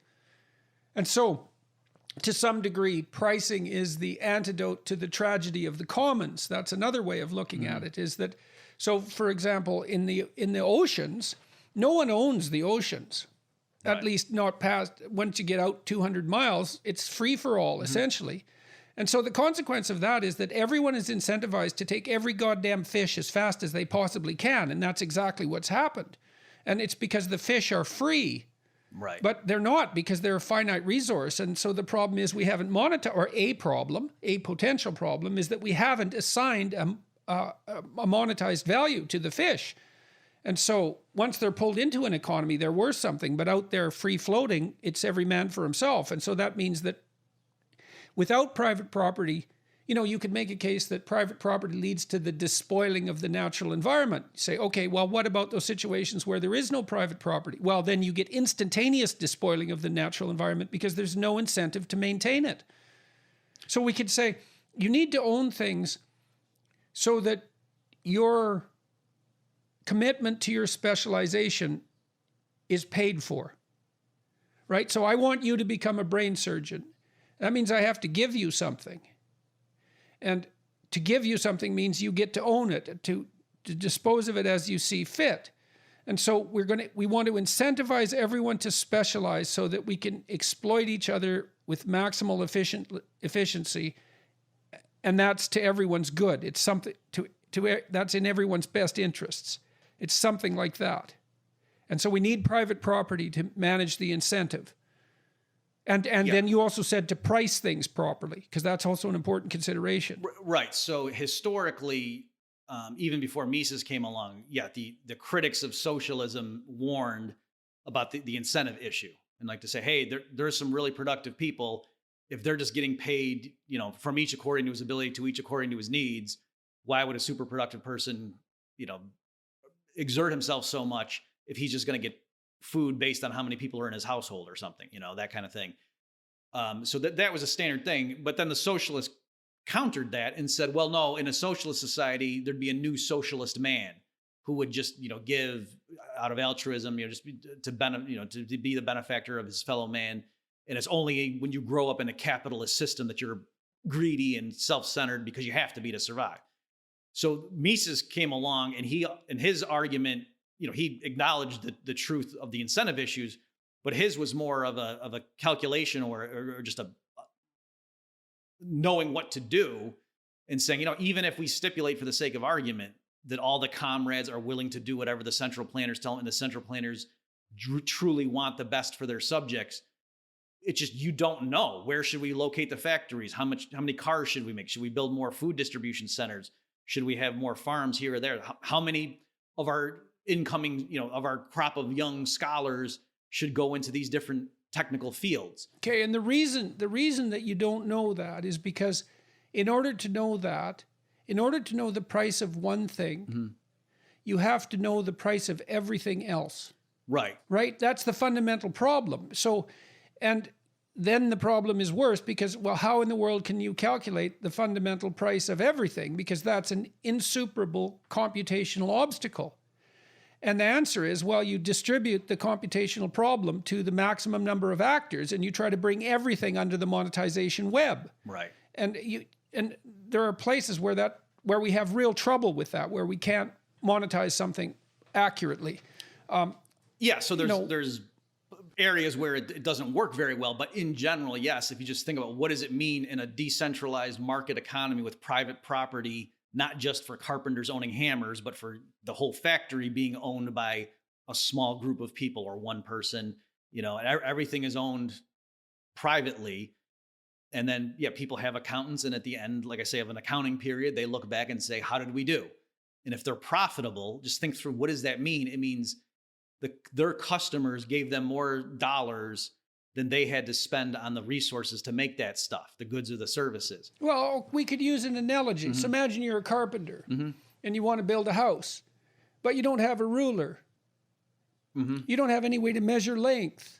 Right. Well, so maybe you eyeball it. Maybe you get pretty good at that, but maybe you can't even do that. So you can't measure length, and now you have to build a house. Well, you can't, because you have to measure.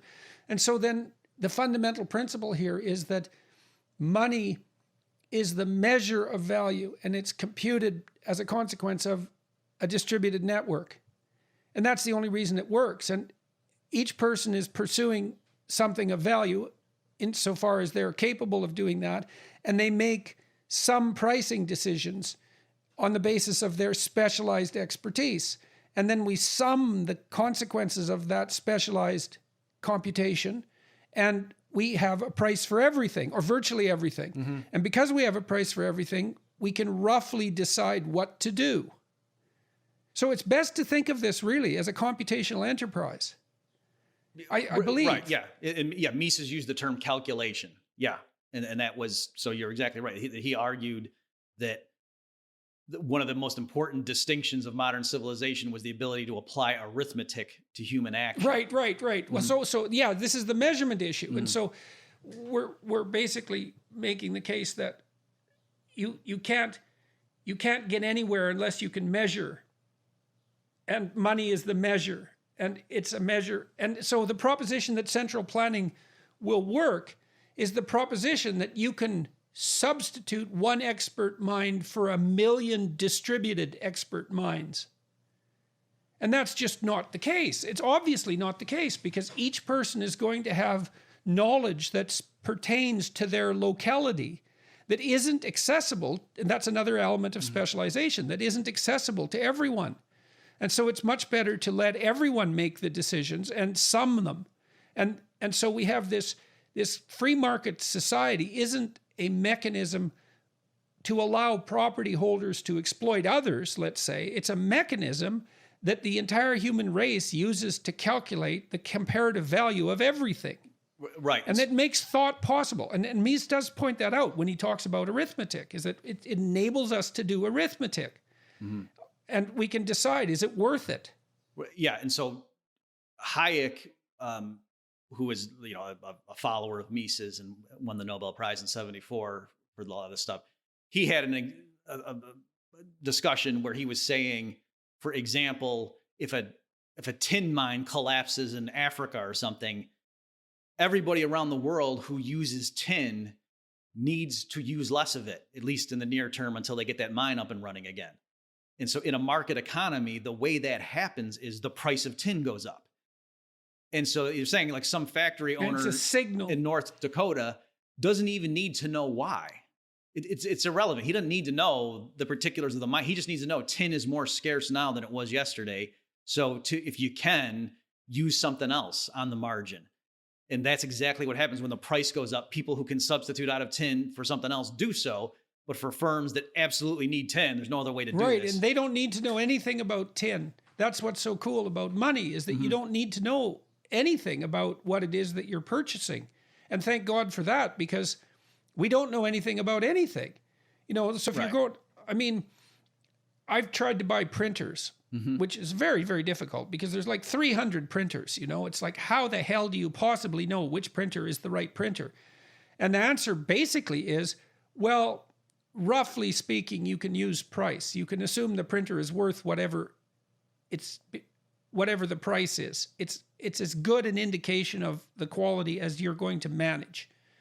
And thank God for that, because otherwise you wouldn't be able to make a decision. I ran into this sort of problem trying to price some things that I produced. I produced these software programs, myself and my collaborators.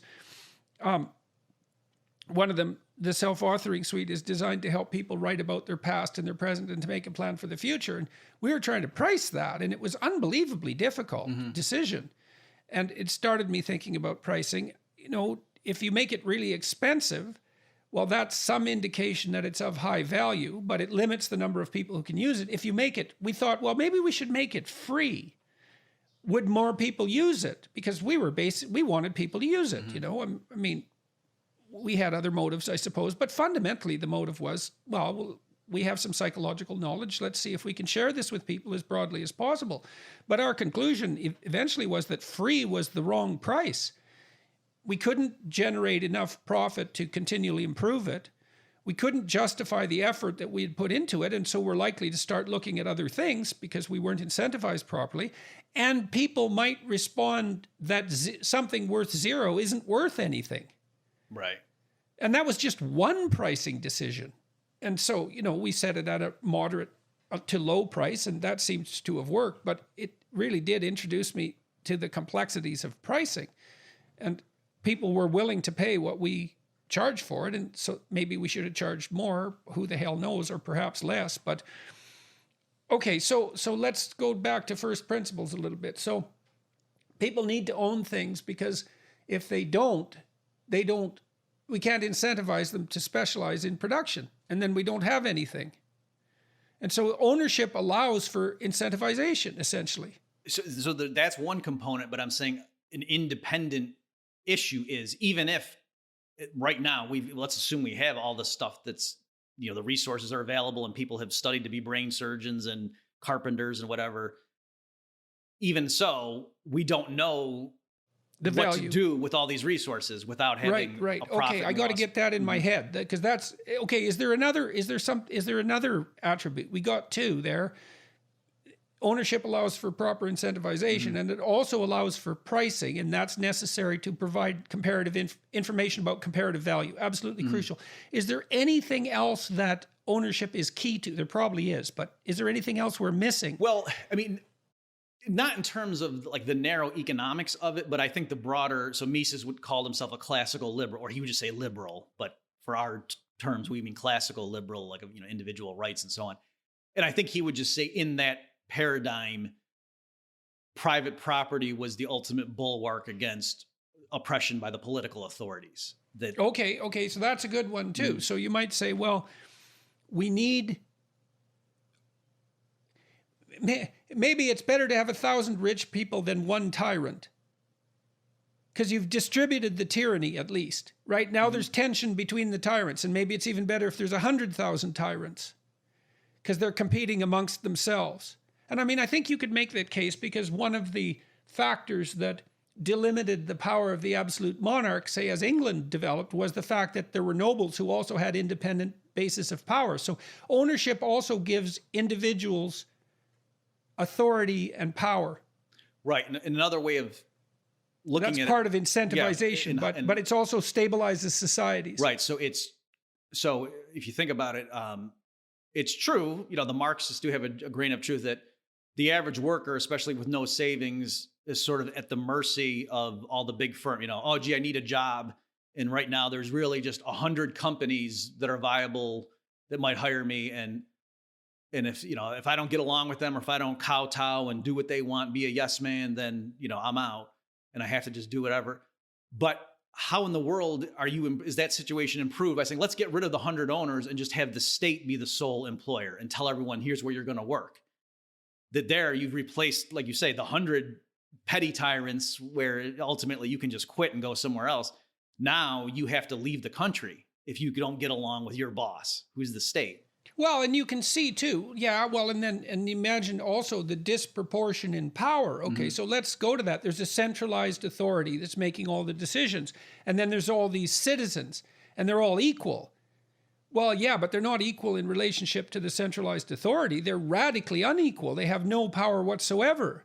And so now if you look at a place like communist China, at least the central tyrannical tendency of the state is counterbalanced by the authority and power of the tycoons. And you got to think about that as something that's better. At least there's a competition between tyranny and at that point. Even if you're very, very cynical about the whole situation, it's a good thing that there are locales of power that are independent of the state's central authority. Right, and that's merely because the state, even if it was benevolent, might be wrong. So just in terms of diversity of opinion, we'd want to have multiple power sources. Now, I've also talked to my brother-in-law, helped me sort of puzzle this through too. There's some utility in having some people who specialize in the ownership of money. And so they have a tremendous amount of money, partly because some things are really expensive to do. So if you want to build a factory to build microchips, for example, that's a couple of $1 billion in investment minimum. And so unless we have these huge pools of freely available capital, then that requires a certain amount of disproportion in distribution, right? So that there are some people who are extremely rich. We couldn't do any of the things that riches require if we didn't have people who were rich. And so tell me what you think about this. So is it the case that distribution of economic resources to the poorest is dependent on their availability to the rich first? So you think about cell phones. When they first come out, they're like $25,000. And so there's some people who can afford a $25,000 cell phone and they buy them, and then now they're worth $20,000. And then more people can buy them because it's the $20,000 price range. I mean, if we didn't have radical inequalities in income distribution, would we ever be able to introduce new expensive products into the market? Well, let me answer this way, and if you want to press me, I can try to elaborate more. But I think for sure what Mises would say, and I would agree with this, is for the introduction of new products, you do want to have private property and the ability of certain people to have accumulated vast fortunes. Because if you think about it, how did some person get to be a billionaire? It was only because of that person's superior foresight in anticipating what the consumers wanted. And that's how you got to that position. And then that person then to decide, there's this new technology called a cell phone or a cellular phone. Yeah, I think it's worth sinking millions of dollars into seeing if this will pan out. It's who's making that decision. It's the person who's got the proven track record so far. Whereas if you had a different system where, oh no, we don't allow individuals to accumulate vast fortunes, the state owns everything, then it's going to be a committee that's always going to guess and say, okay, bring in the new proposals, let's vote on it. So there's not as much skin in the game, to use that popular phrase now, that it's not that individuals own money. And so that's like, you could just see how, given human nature and the limits of what people's expertise is, that distributing it, decentralizing it, and allowing for the possibility of massive fortunes to accumulate is a better engine for innovation. That now people can specialize. And a certain billionaire who doesn't know anything about phones, like he made his money with cars, might say, I'm going to pass on that. I don't know anything about that. Whereas somebody else who's more technically savvy might invest in it. But there needs to be some way. You can't just invest in every promoter who says, hey, I've got this new product that's going to revolutionize the world, because most of them are going to be wrong. So your argument basically is, well, there are people out there who specialized and developed expertise within a certain domain, and as a consequence, they've accumulated a fortune. And that marks accepting aberrations, that marks the development of that expertise. It's a pragmatic marker for the development of that expertise. You want those people making decisions in their area. And if they make decisions in another area and it's a bad decision, they're just going to lose their money. Right. And so it's self-correcting. Yes. And like you said, maybe this is what I don't know if you said brother-in-law was getting at, but there are people in a market economy who specialize in investments. Like they're good at just picking companies, like Warren Buffett or whatever, to use a popular example. So it's not that Warren Buffett necessarily is good at running a car factory, but he knows what team is going to be good at doing that. Like he can just interview people and get a sense of, I think this firm's going to do well over the next 10 years. And so, there is that. So someone who's just good at investing and picking winners in the stock market, if you really are good at that, over time you accumulate money, and then you have more decision as to which firms get funded. So again, it's like a meritocracy. And all this stuff presupposes there's property rights and people aren't stealing it from each other. Yes, and free action and the ability to make rational decisions. Obey the rules. Then over time, who is it that's made a boatload of money in the stock market? The people who have successfully predicted better than everybody else which stocks are likely to go up, or they sold the ones that were before they went down. And that's exactly the kind of person you want deploying the scarce amount of capital funds. Sort of guiding the trajectory of our industrial base or whatever. Well, that's the person you would turn to if you were looking for advice. So it seems like that's the sort of person that you'd want. Now, that means that the thing about that, again, and this is a moral issue, is that means those of us who don't have billions of dollars have to put up with the fact that there are people who do, right? And I suppose it's tempting to assume that they've gathered their fortune as a consequence of some misbegotten adventure that involves oppression and unfair extraction. And of course, there's always some truth in that, because all systems are susceptible to corruption to some degree. See, I've been thinking about this idea of systemic racism a lot lately, and it's a very, very treacherous term, and purposefully so, I believe, or maybe it's evolved that way in some sense, because terms that are particularly treacherous are difficult to dispense with. It isn't the racism part of that that's the problem, although it's the heavyweight of the two. You say racism and everyone responds, well, that's a terrible thing. And then to object to anything that has racism appended to it is a very treacherous enterprise, because it looks like you're objecting to something that's obviously terrible. I mean, even if you're a filthy, greedy capitalist, you want to exploit everybody from each race to the maximum degree possible. And so even for you, racism is going to be a terrible thing. But then there's this systemic issue, you see, and that's sort of snuck in there. Systemic. Well, systemic implies central tendency, right? Because otherwise you wouldn't use the word systemic. And so the proposition is essentially that the central tendency of the social institutions is racism, rather than an aberration in their behavior or a deviation from the central tendency. And what we're trying to sort out right here is what the central tendency is. And so we're saying, well, people band together for productive purposes. They specialize because that is advantageous with regards to maximizing productivity and distribution because of the pricing issue. It's not a matter of exploitation. You have to specialize to do this, and there's a price to be paid for that, but the price to be paid is offset by the price that you are paid for specializing. And so that's a completely different view of, and so a system like that isn't going to be systemically prejudiced because it works at counter purposes to its central tendency. If productivity is the aim and the goal, then you want to exploit everyone equally. Right. So just on the narrow point that you made, I just want to amplify it that yes, in a market economy, there is an inbuilt penalty for irrational prejudice.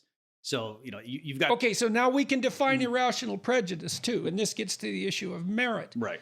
So imagine you're making widgets. Well, then the hiring criteria is going to be facility in making widgets. And anything that isn't relevant to facility in making widgets is prejudicial. And if you allow those prejudices to influence your hiring decisions, you're going to be less competitive than someone who doesn't. And so the central tendency is against prejudice, not for it. It has to be. If you define prejudice as deviation from the proclivity to select for the desired output. Right. And so, for example, the male-female alleged wage gap, and I know I saw your wonderful interview on that issue, but on its own terms, just think it's odd then if it really were true that in the United States, men and men or women only get paid whatever the number is, 88 cents for a man for the same work. It's a mystery then. Well, so how come all the firms that are run by greedy capitalists aren't hiring just women? Because they can get the same output. They make a 12% profit instantly by doing so. Right. And so if they're greedy and exploitive, why aren't they jumping all over that? And the counter argument has to be, well, they're so prejudiced against women that they'll allow that prejudice to override their greed. Right. And what's interesting too is it's not merely that so I don't have to insist that every single employer thinks like that. Just all it would take is 5 to 10%. Like, for example, why don't the female-owned businesses at least just hire all women to take advantage of the fact that women will do the same work? You know what I mean? So it's the side that has to maintain that, no, it's this blind, irrational, sexism that overrides the greed has to apply. Well, and then they have to explain, well, why? What the hell's the motivation exactly? So what is this? That there's a widely distributed cabal of owners who are so prejudiced against women in the main that merely to sustain their prejudice against women, they're willing to take a 12% profit hit year after year. And none of them are deviating from that to gain a competitive advantage. Right. And that's the theory. Yeah, right. And why can't women who see this, it's so obvious then, why don't they start opening businesses to at least, pay their female, sisters 95 cents to them, so it's or weird 89 cents for that matter. Right. So it's weird that system. So, and of course they would then respond and say, well, it's because of and they push the sexism back, like you say, into the system. And I think you're right. It's an insidious term because they use racism or sexism as the bad thing to taint it. But then it's unbelievably insidious. Right. And that's partly why I wanted to have this discussion. It's like, is it systemic? That's the issue. Not is it racist? Yeah, there's racism. No kidding. There's all sorts of arbitrary stupidity. No one debates that. But systemic means central tendency. And so what we're trying to clear up here today, at least in part, is what is the central tendencies of our psychological motivation as individuals and the central tendency with regards to how we organize our societies. And we need to make a counter argument to the proposition that it's the blind application of power, which I think is not only a weak argument, I think it flies in the face of the truth. It's an anti-truth. Yeah. Because people don't organize their social institutions on the basis of exploitative power. It's not even very efficient to do that. Right. Because people aren't incentivized when they're tyrannized. And so, yes, so that's another area where I think I've heard your lectures coincides very nicely with Mises' work.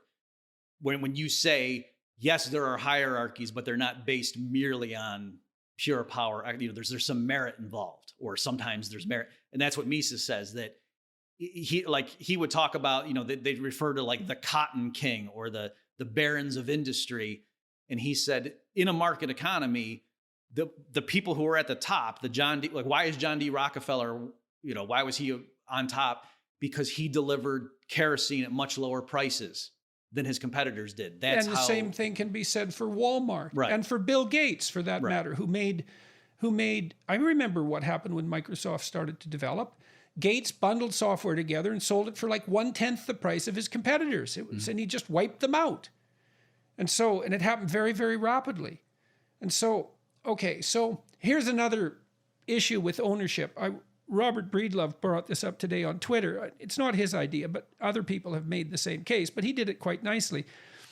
He said that the right to private property should also be considered the responsibility of private property, and responsibility properly had. It's like, okay, now here's a car and you own it. So what are you going to do with that car? Well, are you going to take care of it, or are you going to wreck it? Well, what if 1,000 of you own it? So do you take better care of a rental car or your own car? And so then the question is, well, if you own something, do you take better care of it than if you don't own it? And I think everybody can kind of answer that question for themselves. Mm-hmm. It's in your best interest to take care of something that you own. And maybe you don't do a very good job of it, but all that implies is that you do even a worse job if you didn't own it. Right. And just to extend that against the Misesian framework, that's what he would say is, again, the critical function of having prices and just simple accounting. Like Mises quoted Goethe, who said one of the modern miracles or the best inventions of the human mind was double entry bookkeeping or something like. I forget the exact quote. Yeah. But that seems like an odd thing for a philosophical. Well, it's worth. Yes, it is an odd thing. Which first of all, you should define double entry bookkeeping so everyone knows what that is. Okay, so that in terms of accounting, that there's like the liabilities, and then on the opposite side of the balance sheet, you have the assets, and then the liabilities and the capital in the company, so that every transaction you sort of see the mirror image, and you can just keep track of what's happening. And Mises' point was that sort of trivial thing that the socialists just say, oh, that's just an appendage of the market economy to put some numbers on it. But he's like, no, that's critical, because it allows the owner to know, have we squandered our funds? Like our capital at the end of the period, is it higher or lower? And it's sort of like a scorecard. And so what you just said reminded me of that. It's like to say, without prices, it's not merely that you wouldn't have the incentive. You wouldn't even know. Did I add to the stockpile of what I've been entrusted with to be a steward for, in society, of these portions of resources, I own. And did that go up or down? Without market prices, you literally don't even know whether it went up or down. So it would be like if you had a car and not just knowing, do you take care of it or not, but not even be able to see it, or not even to be able to open the hood and tell if there was an engine inside. Like you wouldn't know, am I driving it too hard, if you couldn't check up on it in some way. And so that's what market prices do. If you've earned a profit, that's a signal or feedback from the entire society that, in a sense, the consumers say, you've done a good job using scarce resources, that you've transformed resources into something valuable. So ownership buys us incentive. It buys us stewardship. It buys us measurement. And those aren't replaceable, especially measurement. That might be the most crucial of all of them, because the others fall without measurement. You can't even keep track of what you're doing. That's the point you were just making now. Right. Yeah. So we can have... Yeah, Mises has a phrase where he said the central planners without market prices would be groping in the dark. Well, that's a huge issue. Mm-hmm. I read in Solzhenitsyn, I believe, that the central planners in the Soviet Union had to make something like 50,000 pricing decisions a day. And, well, you can't even make 50,000 decisions a day. I mean, That's impossible. And I don't know how they managed it, but there's always an assumption. There's always an implicit assumption on the basis of people who are pushing central planning that the data will somehow be there for the planners to take. Right. Okay, so there's a couple more things I want to cover here. And so the business cycle. Let's talk about that, because if we talked about general economics and the philosophy of economics, and one of the things we tried to understand was how we should regard the organization of social institutions and the motivation of individuals. The motivation of individuals isn't to exploit other people, it's to stave off catastrophe using social cooperation as the means to do so. It's something like that. And the willingness to accept the sacrifice of specialization to participate in that process with the benefit of ownership and all the things that we discussed that emerge as a consequence of that. And that isn't something that anyone decided. That's the other thing we should point out, is these systems have evolved across time. I mean, there's been rational inputs in all of that and rational formalizations of the system, but this is an evolved system, and it's a consequence of distributed computation running across hundreds and thousands of years. Right. And I should mention that, like, within the Austrian school, there's different emphases. So Mises was very rationalistic. So he would say, oh, the reason people engage in social cooperation is because they use their reason and they understand the higher productivity of the division of labor. Whereas Hayek, who's also, a big figure in the Austrian school, he was more evolutionary in the sense of different cultures, for whatever reason, like these people just didn't like cannibalism for some reason. And then they would tend to multiply more than cultures that thought cannibalism was okay. You know what I mean? So for him, it wasn't so much that they had to understand why. It was just those that happened to think, oh no, private property is a good thing, or you should be able to, or if some society thought merchants were a noble profession, then they would explode and take off, and then they would conquer everyone else who thought that, no, working for the government was the only thing that mothers should hope their kids do. Right. Well, so there might be an evolutionary process at work here, so to speak, as far as that works in the social world. Random innovation followed by selection. There's certainly some of that, but it's also necessary for us to understand rationally what the consequence of that is, at least so we don't disturb it unduly when we're tempted to. Right. And that's something that Hayek brought up a lot, I think in his Noble Acceptance speech too, is to say the problem with the socialists, or more generally, like people coming along, looking at social institutions that we've inherited over thousands of years, saying, that doesn't make sense to me. I think we can do better. And just to throw that out.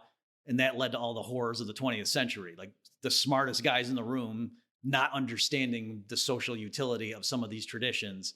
And so, Hayek would argue that's actually not being scientific and rational. Like, let's think through, there must be some reason. It doesn't. Yeah, well, the big issue there for me is, for anyone who's intelligent, it's very complicated, because we do use planning in our day-to-day lives, and I mean, that's an assumption of the Austrian school. And so then you might say, well, isn't there a role for planning at the highest levels of social organization? And the answer to that has to be something like, the more complex the problem, the less likely that individual rationality is going to be able to solve it. You have to start moving towards distributed computational systems to solve incredibly complex problems. Yeah, exactly right. And that they talk about that a lot in the Austrian tradition too, to say we shouldn't even concede to the socialists this term planner, because in the market economy, like you said, Dr. Peterson, there's lots of planning, like the CEOs and the VPs of finance and marketing, they sit down and they're planning all the time. Like, should we introduce this new product line? Should we build a factory here? But it's decentralized. Whereas what the socialists mean by planning is, no, a select group of people with political power are going to do the planning and impose it on everybody else. It's like systemic racism, centralized planning. Right. The planning sounds good. It's the centralized that's the problem. The more centralized the planning, the more room for catastrophic error. Right.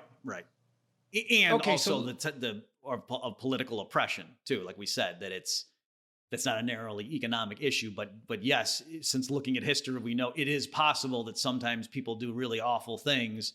That's another independent reason you would want to limit how much power a few people have, and to give them the power over the whole economy. That's a very risky thing to do. It's not merely that they might not make enough eggs. They might send people to work in death camps. Okay, so are there more criticisms of socialism lurking inside the Austrian school at the level of first principles, or have we discussed most of them?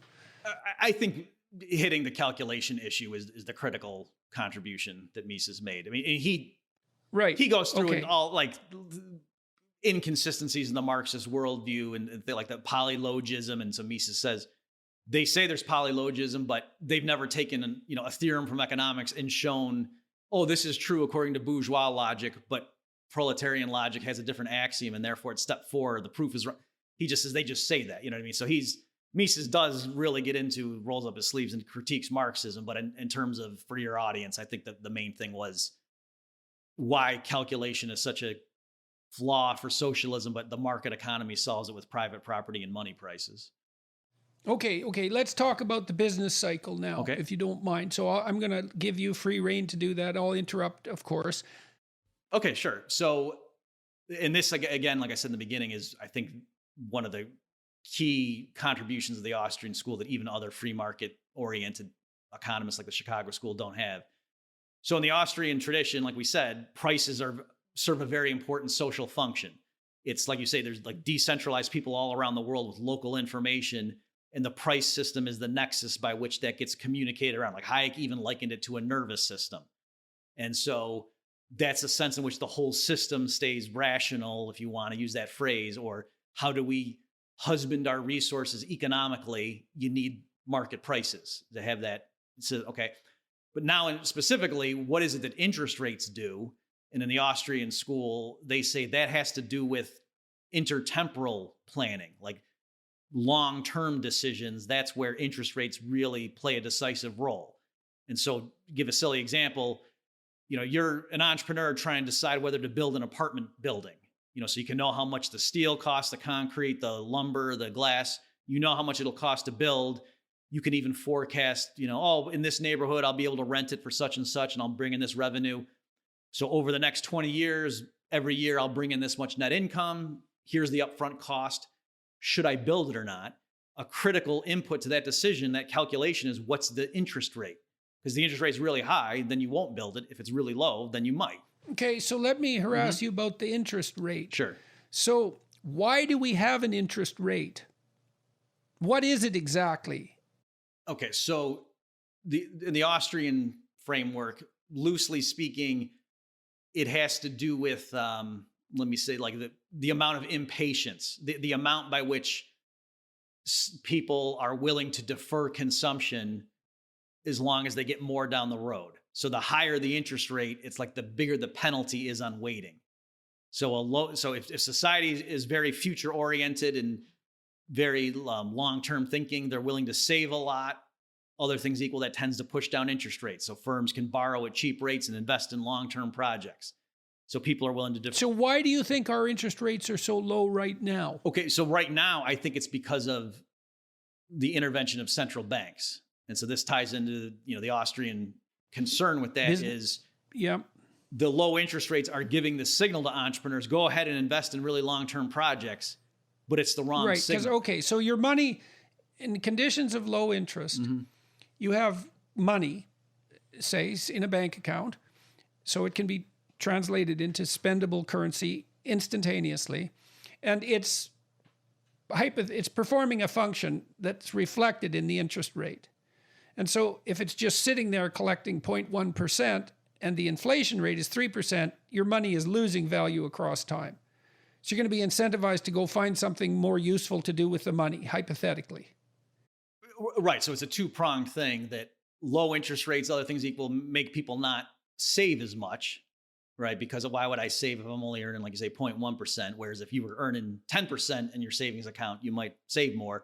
But then on the flip side too, businesses who want to borrow funds to go start a project, right, can get it on much better terms. And the idea of saving is complicated too, because, the typical folk notion of a billionaire is something like Scrooge McDuck. You remember Scrooge McDuck? He had this money bin full of money. And of course, as long as all the money is in Scrooge McDuck's money bin, no one else has access to it. It's like he's stuffed a 500-foot mattress full of cash, and he's just sitting on it, occupying it, hoarding it.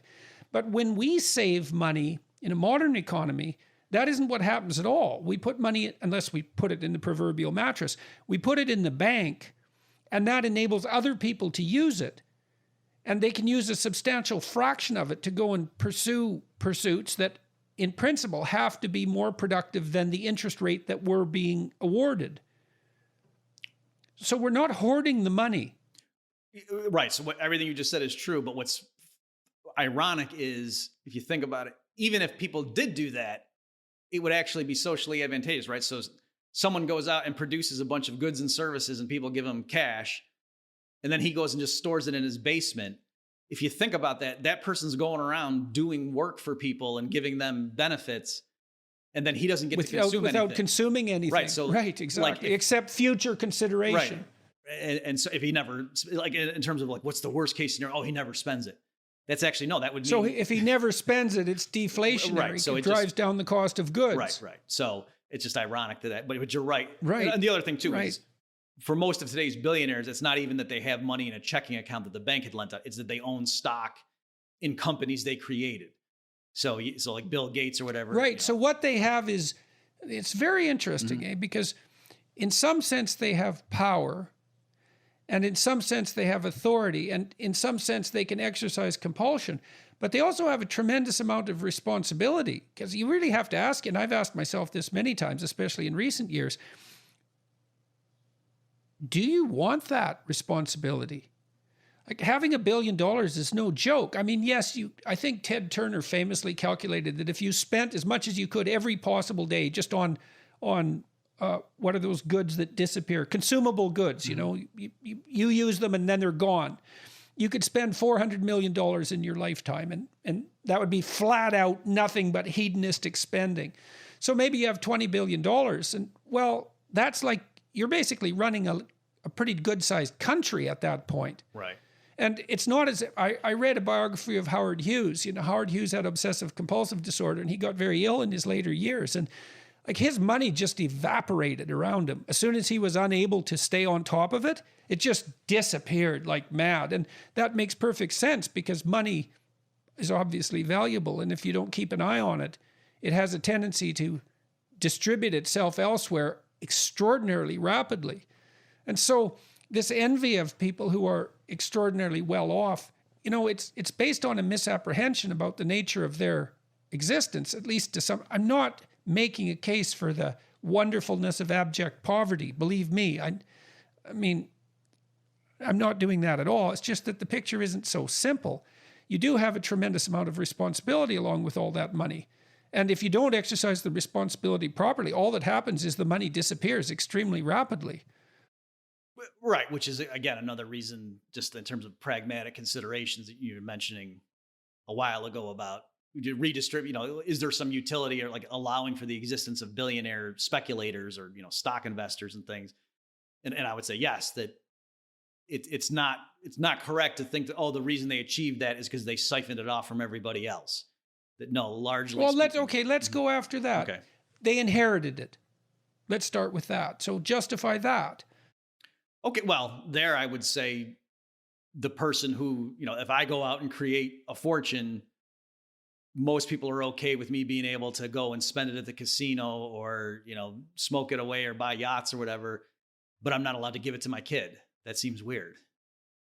So it's... Yeah, well, I guess the rejoinder would be, well, why should your child have a special advantage? But my objection to that objection is, okay, aren't you trying to give your children all the special advantages that you can? And isn't that what you're supposed to do? Now, special doesn't necessarily mean at the expense of someone else. See, this is the critical issue here, is that what we're facing in our culture war is the proposition that those who have as a consequence of exploitation. Mm-hmm. And that there's no such thing as merit. There's just there's exploitation's justification for itself. Now, we already narrowly defined merit, right? So when we say our society is meritocratic, what we would say is no more than this. And maybe merit is the wrong word, and that's a big problem. If I'm hiring a dishwasher, merit for me is that person's ability to wash dishes and nothing else. So the merit is and so we need a better word than merit. It's like functional utility or something like that, because a company, even by law, you have to do this. If you're going to hire someone in the United States, the labor laws are very clear about this point.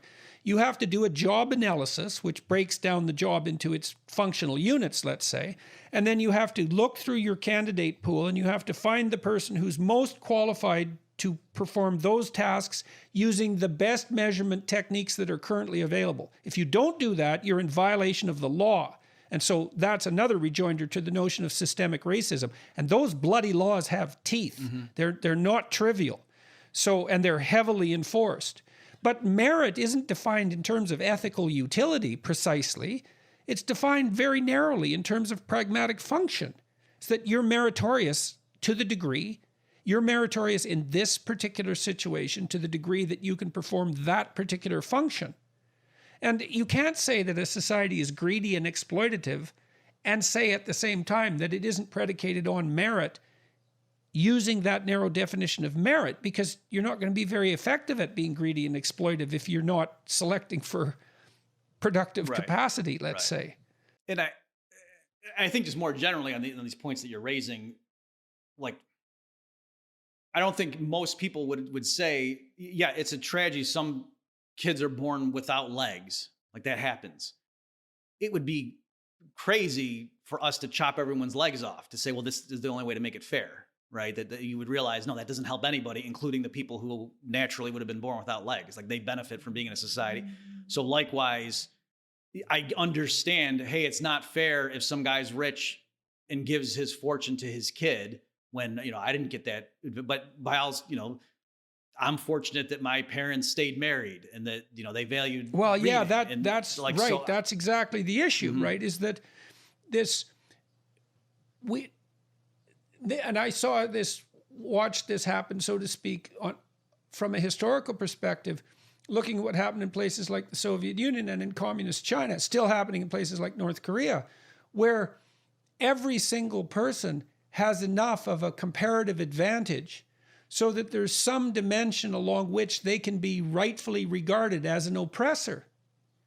Because we all differ in our advantages and disadvantages. All I have to do is point to your comparative advantages despite your disadvantages and say, well, you're a member of the oppressor class because, well, you're physically healthy. You're near 6 feet tall instead of 4'8". You have use of all your limbs. You had parents who stayed married. You're of above average intelligence, et cetera, et cetera. I can make that. So what we would say instead is that for maximum fairness, you allow people their comparative advantages, but you encourage them to specialize in trade. Right.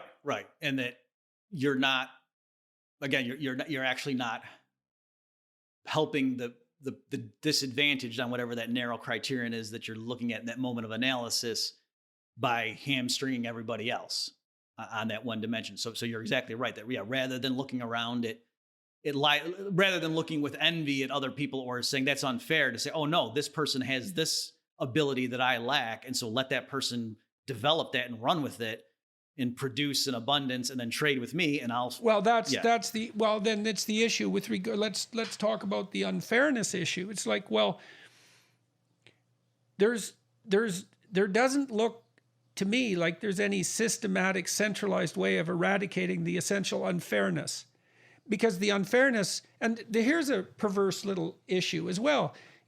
Amongst those who are tempted to engage in critiques of our social institutions, let's say on the basis of their hypothetical grounding in power, there's this mantra of diversity. Okay, so let's think about that for a minute. Well, diversity has to mean something like difference in ability, because otherwise, why would it be a good? Mm-hmm. And so then we could say, well, yeah, you want to have a diverse workforce because, well, all things considered, you need people who are capable of doing a variety of different things in case the environment shifts on you. Okay, so diversity is a good. But diversity is no good at all unless there's comparative advantage. And I don't see how to get over the equity hurdle with regards to comparative advantage. We want equality of outcome. Well, do we want equality of outcome on all measures, all conceivable measures? Well, there's no comparative advantage then anymore. There's no diversity. So which is we're going to have? We're going to have diversity or equity, because we can't have both. Yeah, you're right. It is a weird paradox, and it's similar too to how men and women are exactly equal, but women are actually better at everything.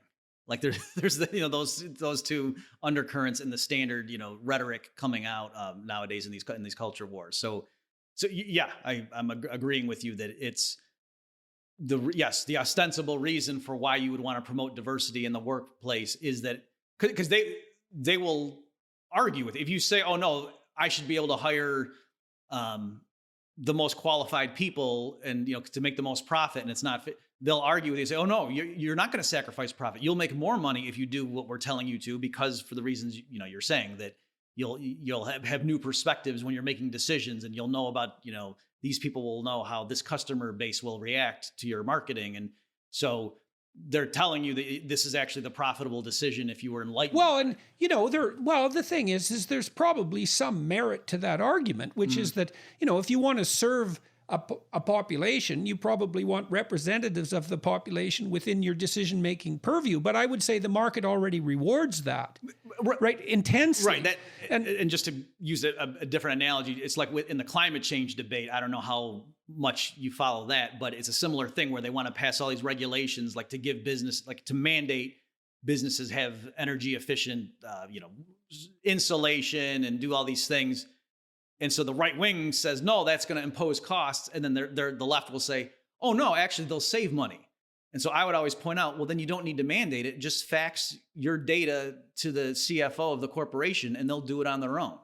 And so likewise, like you're saying here, if it really is true that this will promote, profit, if this is a good move for the company, it's weird that we need to browbeat and coerce everyone into doing it when by assumption, these are greedy capitalists who do anything for a buck. Except again, apparently the one thing they won't do is hire different people. Especially given that you could attain a comparative advantage by doing so. Right. And I would say that's actually what's happened. I mean, look, if you think about it historically, look at how quick women moved into the workplace. It's been, let's say, 100 years. Not that they weren't working like mad before that, because they certainly were. But as soon as it became possible for women to enter the workplace on the same terms as men, the workplace opened itself up to them with incredible rapidity. Mm-hmm. And it's certainly a consequence of taking advantage of the available brain power. So that system does work. Yeah, and I should also mention too, with a bunch of this, if it sounds like we're being real out of touch and like, well, yeah, it's easy for you guys to say that given our demographic characteristic, there are a lot of things like injustices, but I would attribute a lot of that to bad government schools and minimum wage laws and things along those lines, government measures that make it hard for someone to start a business and compete with the established firms. So there's a lot of things that explain why in practice I think certain relatively politically powerless groups don't get a fair shake. But my point is, it's not the pure market economy. We can also be perfectly blunt in pointing out that aberrations in the system might allow for the maintenance of prejudice. Mm-hmm. That's not the issue. Right. The issue is whether or not the bloody prejudice is the central tendency, because that's the systemic racism claim. I mean, the fact that the systems are error prone I have no problem with that. Obviously, that's the case locally and sometimes more widely. But that doesn't mean it's the central tendency of the systems. The central tendency of the system works against slavery, for example, not for it, even though there are aberrations. And the issue is what's central and what's an aberration. The claim that it's power that's central is a totalizing claim. Right. And I would just add to that, though, too, as a complimentary point, is I'm just saying, like Jim Crow laws, the southern states that had those, it was the government forcing companies to do that. Why? Because they would say, oh, some of these private businesses are just going to serve to blacks and whites equally because they don't understand the way our social system works. You know what I mean? So it's funny that like a Jim Crow law is cited as an example of the failures of laissez-faire capitalism. When no, on its own terms, it was the government overriding the prerogatives of business owners to force them to... because the money of any race is of equal value. Right. And all it would take is a few diners and bus companies and whatever to believe that. And then, the segregated system would have a problem, would tend to break. Well, and that did happen to some degree because black businesses emerged to address exactly that lack.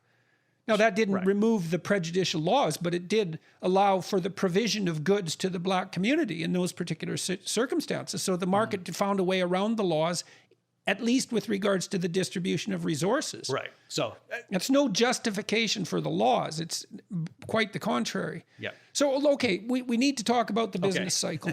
So so And let's start by what it is and why it's important. right. So what the business cycle, what people mean is the fact that market economies tend to grow over time. You know, the amount of goods per hour per person goes up, but it's not a smooth periodic increase. There's wild ups and downs. And in particular, there's periods where there's high unemployment, and then other times when the labor market seems very tight and people can get jobs easily.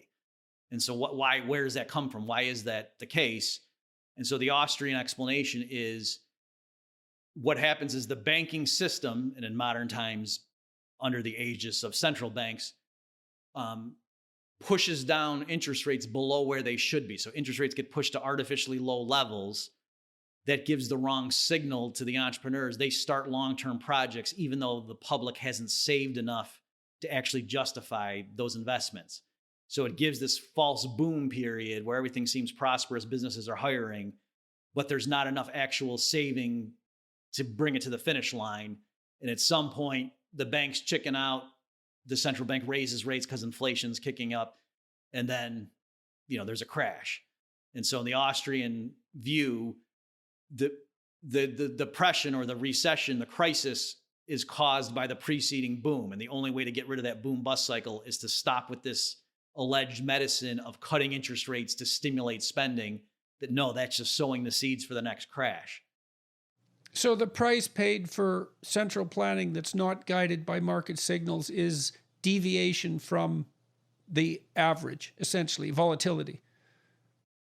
Yes, there's that, but then also in the long run, I think the Austrians would argue because of the mail-in, it's not just that, it's the same average over the 100 years, it's just more volatile, but that the average is lower than it otherwise would be because... Oh, yes, right. So the productivity suffers as well as in volatility increasing. Right. So, okay, I can also see an analogy there with the theories that I've been laying out because, my sense is that failure to react to a market signal, so to speak, in the psychological world just stores up catastrophe for later. So... Yeah. So in the Austrian view, the interest rate has a role to play. It serves a function in modern times when they say things, the Fed, because of slow consumer spending, the Fed cut interest rates to try to stimulate, or now, because of the coronavirus, the interest rates are very low. In most economic frameworks, that's like a good thing. And, the question is just, is that medicine going to be enough to help? And in the Austrian view, no, that's poison. That you're not doing us any favors by making interest rates lower than they should be because that's the wrong signal. Just like, if you put a thermometer on a feverish patient's head and it's real high and you put some ice on it to bring it down to 98.6 Fahrenheit, you're not actually doing any favors by masking the signal. No, that signal tells you something. And so if interest rates are supposed to be 6%, And how would interest rates be calculated properly in the absence of determination by a central source? Just decentral, just like, how is the price of oil, set? We don't have a group of... So you just allow private lenders to set the interest rates. Private lenders and borrowers work, they could work through commercial banks but it's decentralized. If you think about it, it's weird. In the ostensibly free market capitalist US, there's a group of people who tell us what interest rates are, and they periodically meet. So why is that? Well, the official reason... I know that's a terribly complicated question, but I don't know the answer to it. It is odd. So it's the price of money is centrally planned. Right. And actually... Because interest is the price of money, essentially. Or the price of borrowing it. Yeah. Yes. It's funny. I think it was Jon Stewart, the Daily Show guy. He had Alan Greenspan on. I hope I'm not mixing up the spirit of this is correct. And he asked him that once. He said, we have a free market economy, right? Why do we have a group of central planners? And Greenspan kind of gave some obfuscation answer. But so the official reason people would give is they say, before central banks in the US, there were these panics. and there was wild deflationary, there was ups and downs. And then the Fed was supposed to be formed to be a lender of last resort and to provide stability. So even if that were true on its own terms, well, no, the Great Depression happened on the Fed's watch. The Great Recession happened on the Fed's watch. Other empirical measures, there was more volatility post-Fed than pre-Fed. So even on its own terms, that didn't. The more cynical people would say, well, it's a group of bankers and they were instrumental in, the Federal Reserve Act and getting that thing established. And it's an institution that provides liquidity and bails out bankers when they get into trouble. And so, what's the mystery there? That's why it happens. So, that's the cynical interpretation. And which interpretation do you favor? I mean, we don't want to be cynical about it, right? And I'm always leery of conversations that point to they, because these huge problems, they're all our problems, right? They're our problems, man. So we have this central banking authority, and we decided at some point that was a good idea. And cynical theories tend to be incomplete at best, in my view. I mean, what's the cost, in your view, or the view of the Austrian school, of having the central interest rate planned in this manner? It's the business cycle. That's the issue, is that it's not informed properly, the decisions. Right. That by periodically pushing interest rates below what they should be, what's the, just in pure cause and effect, what's the problem with that is when it comes to interest rates in particular, it causes this artificial boom period that necessarily must end in a bust. And that, as we say, over the course of the cycle, resources are used inefficiently, so that when the whole thing's said and done with, people are poorer than they otherwise would have been had interest rates been set in a true market all along. So that's, the cost of doing that. Besides that, there's redistributive things as well, that if you have this engine of inflation where, in a sense, in modern times, the central bank can literally just create money electronically, that's an avenue to corruption. Like right now, the Federal Reserve is buying private sector bonds. They started doing that, in the wake of the coronavirus panic. So, are they doing that purely on the merits, or is there some, things going on behind the scenes as to which companies' bonds get purchased and don't? So it's, with all this stuff, yes, there's different motivations, but well, sometimes it's not merely is there corruption, but is there sufficient transparency so that conspiracy theories of corruption stay less popular? That's a problem. Right. When these decisions are being made, even if they're not actually corrupt, they destroy trust in public institutions because they're not transparent, and there is room for corruption. Right. So what the Austrians can say is, regardless of where the motivations are, but the fact is that, yes, centrally planning prices, we know outright central planning of all prices doesn't work. That's, the collapse of socialism. We can just see empirically that doesn't work. And then the Austrians, I think, are being consistent and saying, so why are we centrally planning money in banking? If central planning doesn't work elsewhere, why does it work? Let me close this then. What do you, this is a bit of a left field question, but I've talked to some people recently about Bitcoin, so I'm going to ask you about it. It's sort of the ultimate decentralized economics. Mm-hmm. Any opinions about Bitcoin? What do you think about this idea of taking the monetary system out of even the hypothetical control of centralized institutions and regardless in some sense of the specific merits of Bitcoin, it's a revolutionary idea in some sense. What do you think about it? Right. So I think it's a fascinating case study, and I think it took a lot of us economists by surprise. I think if you had asked me before it was, in 2007, could something like Bitcoin exist? I think I would have predicted, well, no, because how would it get off the ground? Like, why would people accept it? It seems like it's a circular problem. Like, how would anyone know what it was worth? And how it did get off the ground is, at first it was almost free. Like, it was, somebody gave a bunch for 2 pizzas or something. And then it just kind of bootstrapped. So that's how they got around that problem, I would say, which, I didn't think of, or I wouldn't have thought of if you'd asked me ahead of time. So, right. Although it's a classic free market, why not invest in it if it's pennies to the dollar, so to speak, because there's some potential upside. Right. And so the market took care of that in some sense. Yeah. So what, the intellectual problem they saw, because Hayek had a famous essay where he was arguing so what he said is, free market types have tended to focus on commodity money like gold and silver coins and contrast it with fiat money like government paper, because historically the government paper would crash and, the hard money, the gold and silver was sound, stable currency. But Hayek said maybe that's wrong. Maybe it's just because historically fiat paper money has been issued by governments. What if you had private firms that could issue name brand currency that was just paper, but, as a private company, so you had name brand recognition and they would, compete with each other. So in other words, to privatize central banking, let's call it. And so he had a whole essay on that. But even there, the problem was you had to trust, the reputation or the honesty, integrity of the issuer of whatever those paper notes were. So I think the virtue of Bitcoin is Satoshi figured out a way to make it so that there's a sense in which the system keeps track of itself and there's no one in charge of it. Yeah, it's completely distributed. Right. And so, and how do you safely spend money and solve that problem to accurately transfer funds if nobody's in charge of the whole ledger? So that was like the intellectual masterpiece in terms of what he did. And then now, so that's what's new about it. And yes, it's now that it's off the ground. Yeah. To answer your question, yeah, there's a growing number of people who are Austrian enthusiasts who are saying Bitcoin or cryptocurrency in general is great. I'll say for sure, I like it because it shows the public that you could have privately created money. Just like with Uber and Lyft, to me, that's the easiest way to get the public to see you don't need to have government medallions for taxi cabs.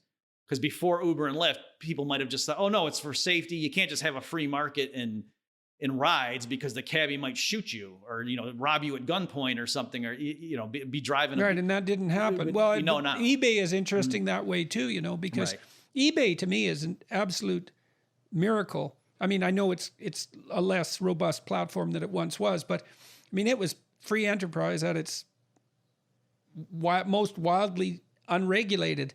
And it produced this incredible explosion of value because people could trade frozen capital. Your junk in your basement was now worth something to someone. And the cynics said, well, I'll send you broken junk and you'll pay me with a check that'll bounce. Right. And that didn't happen.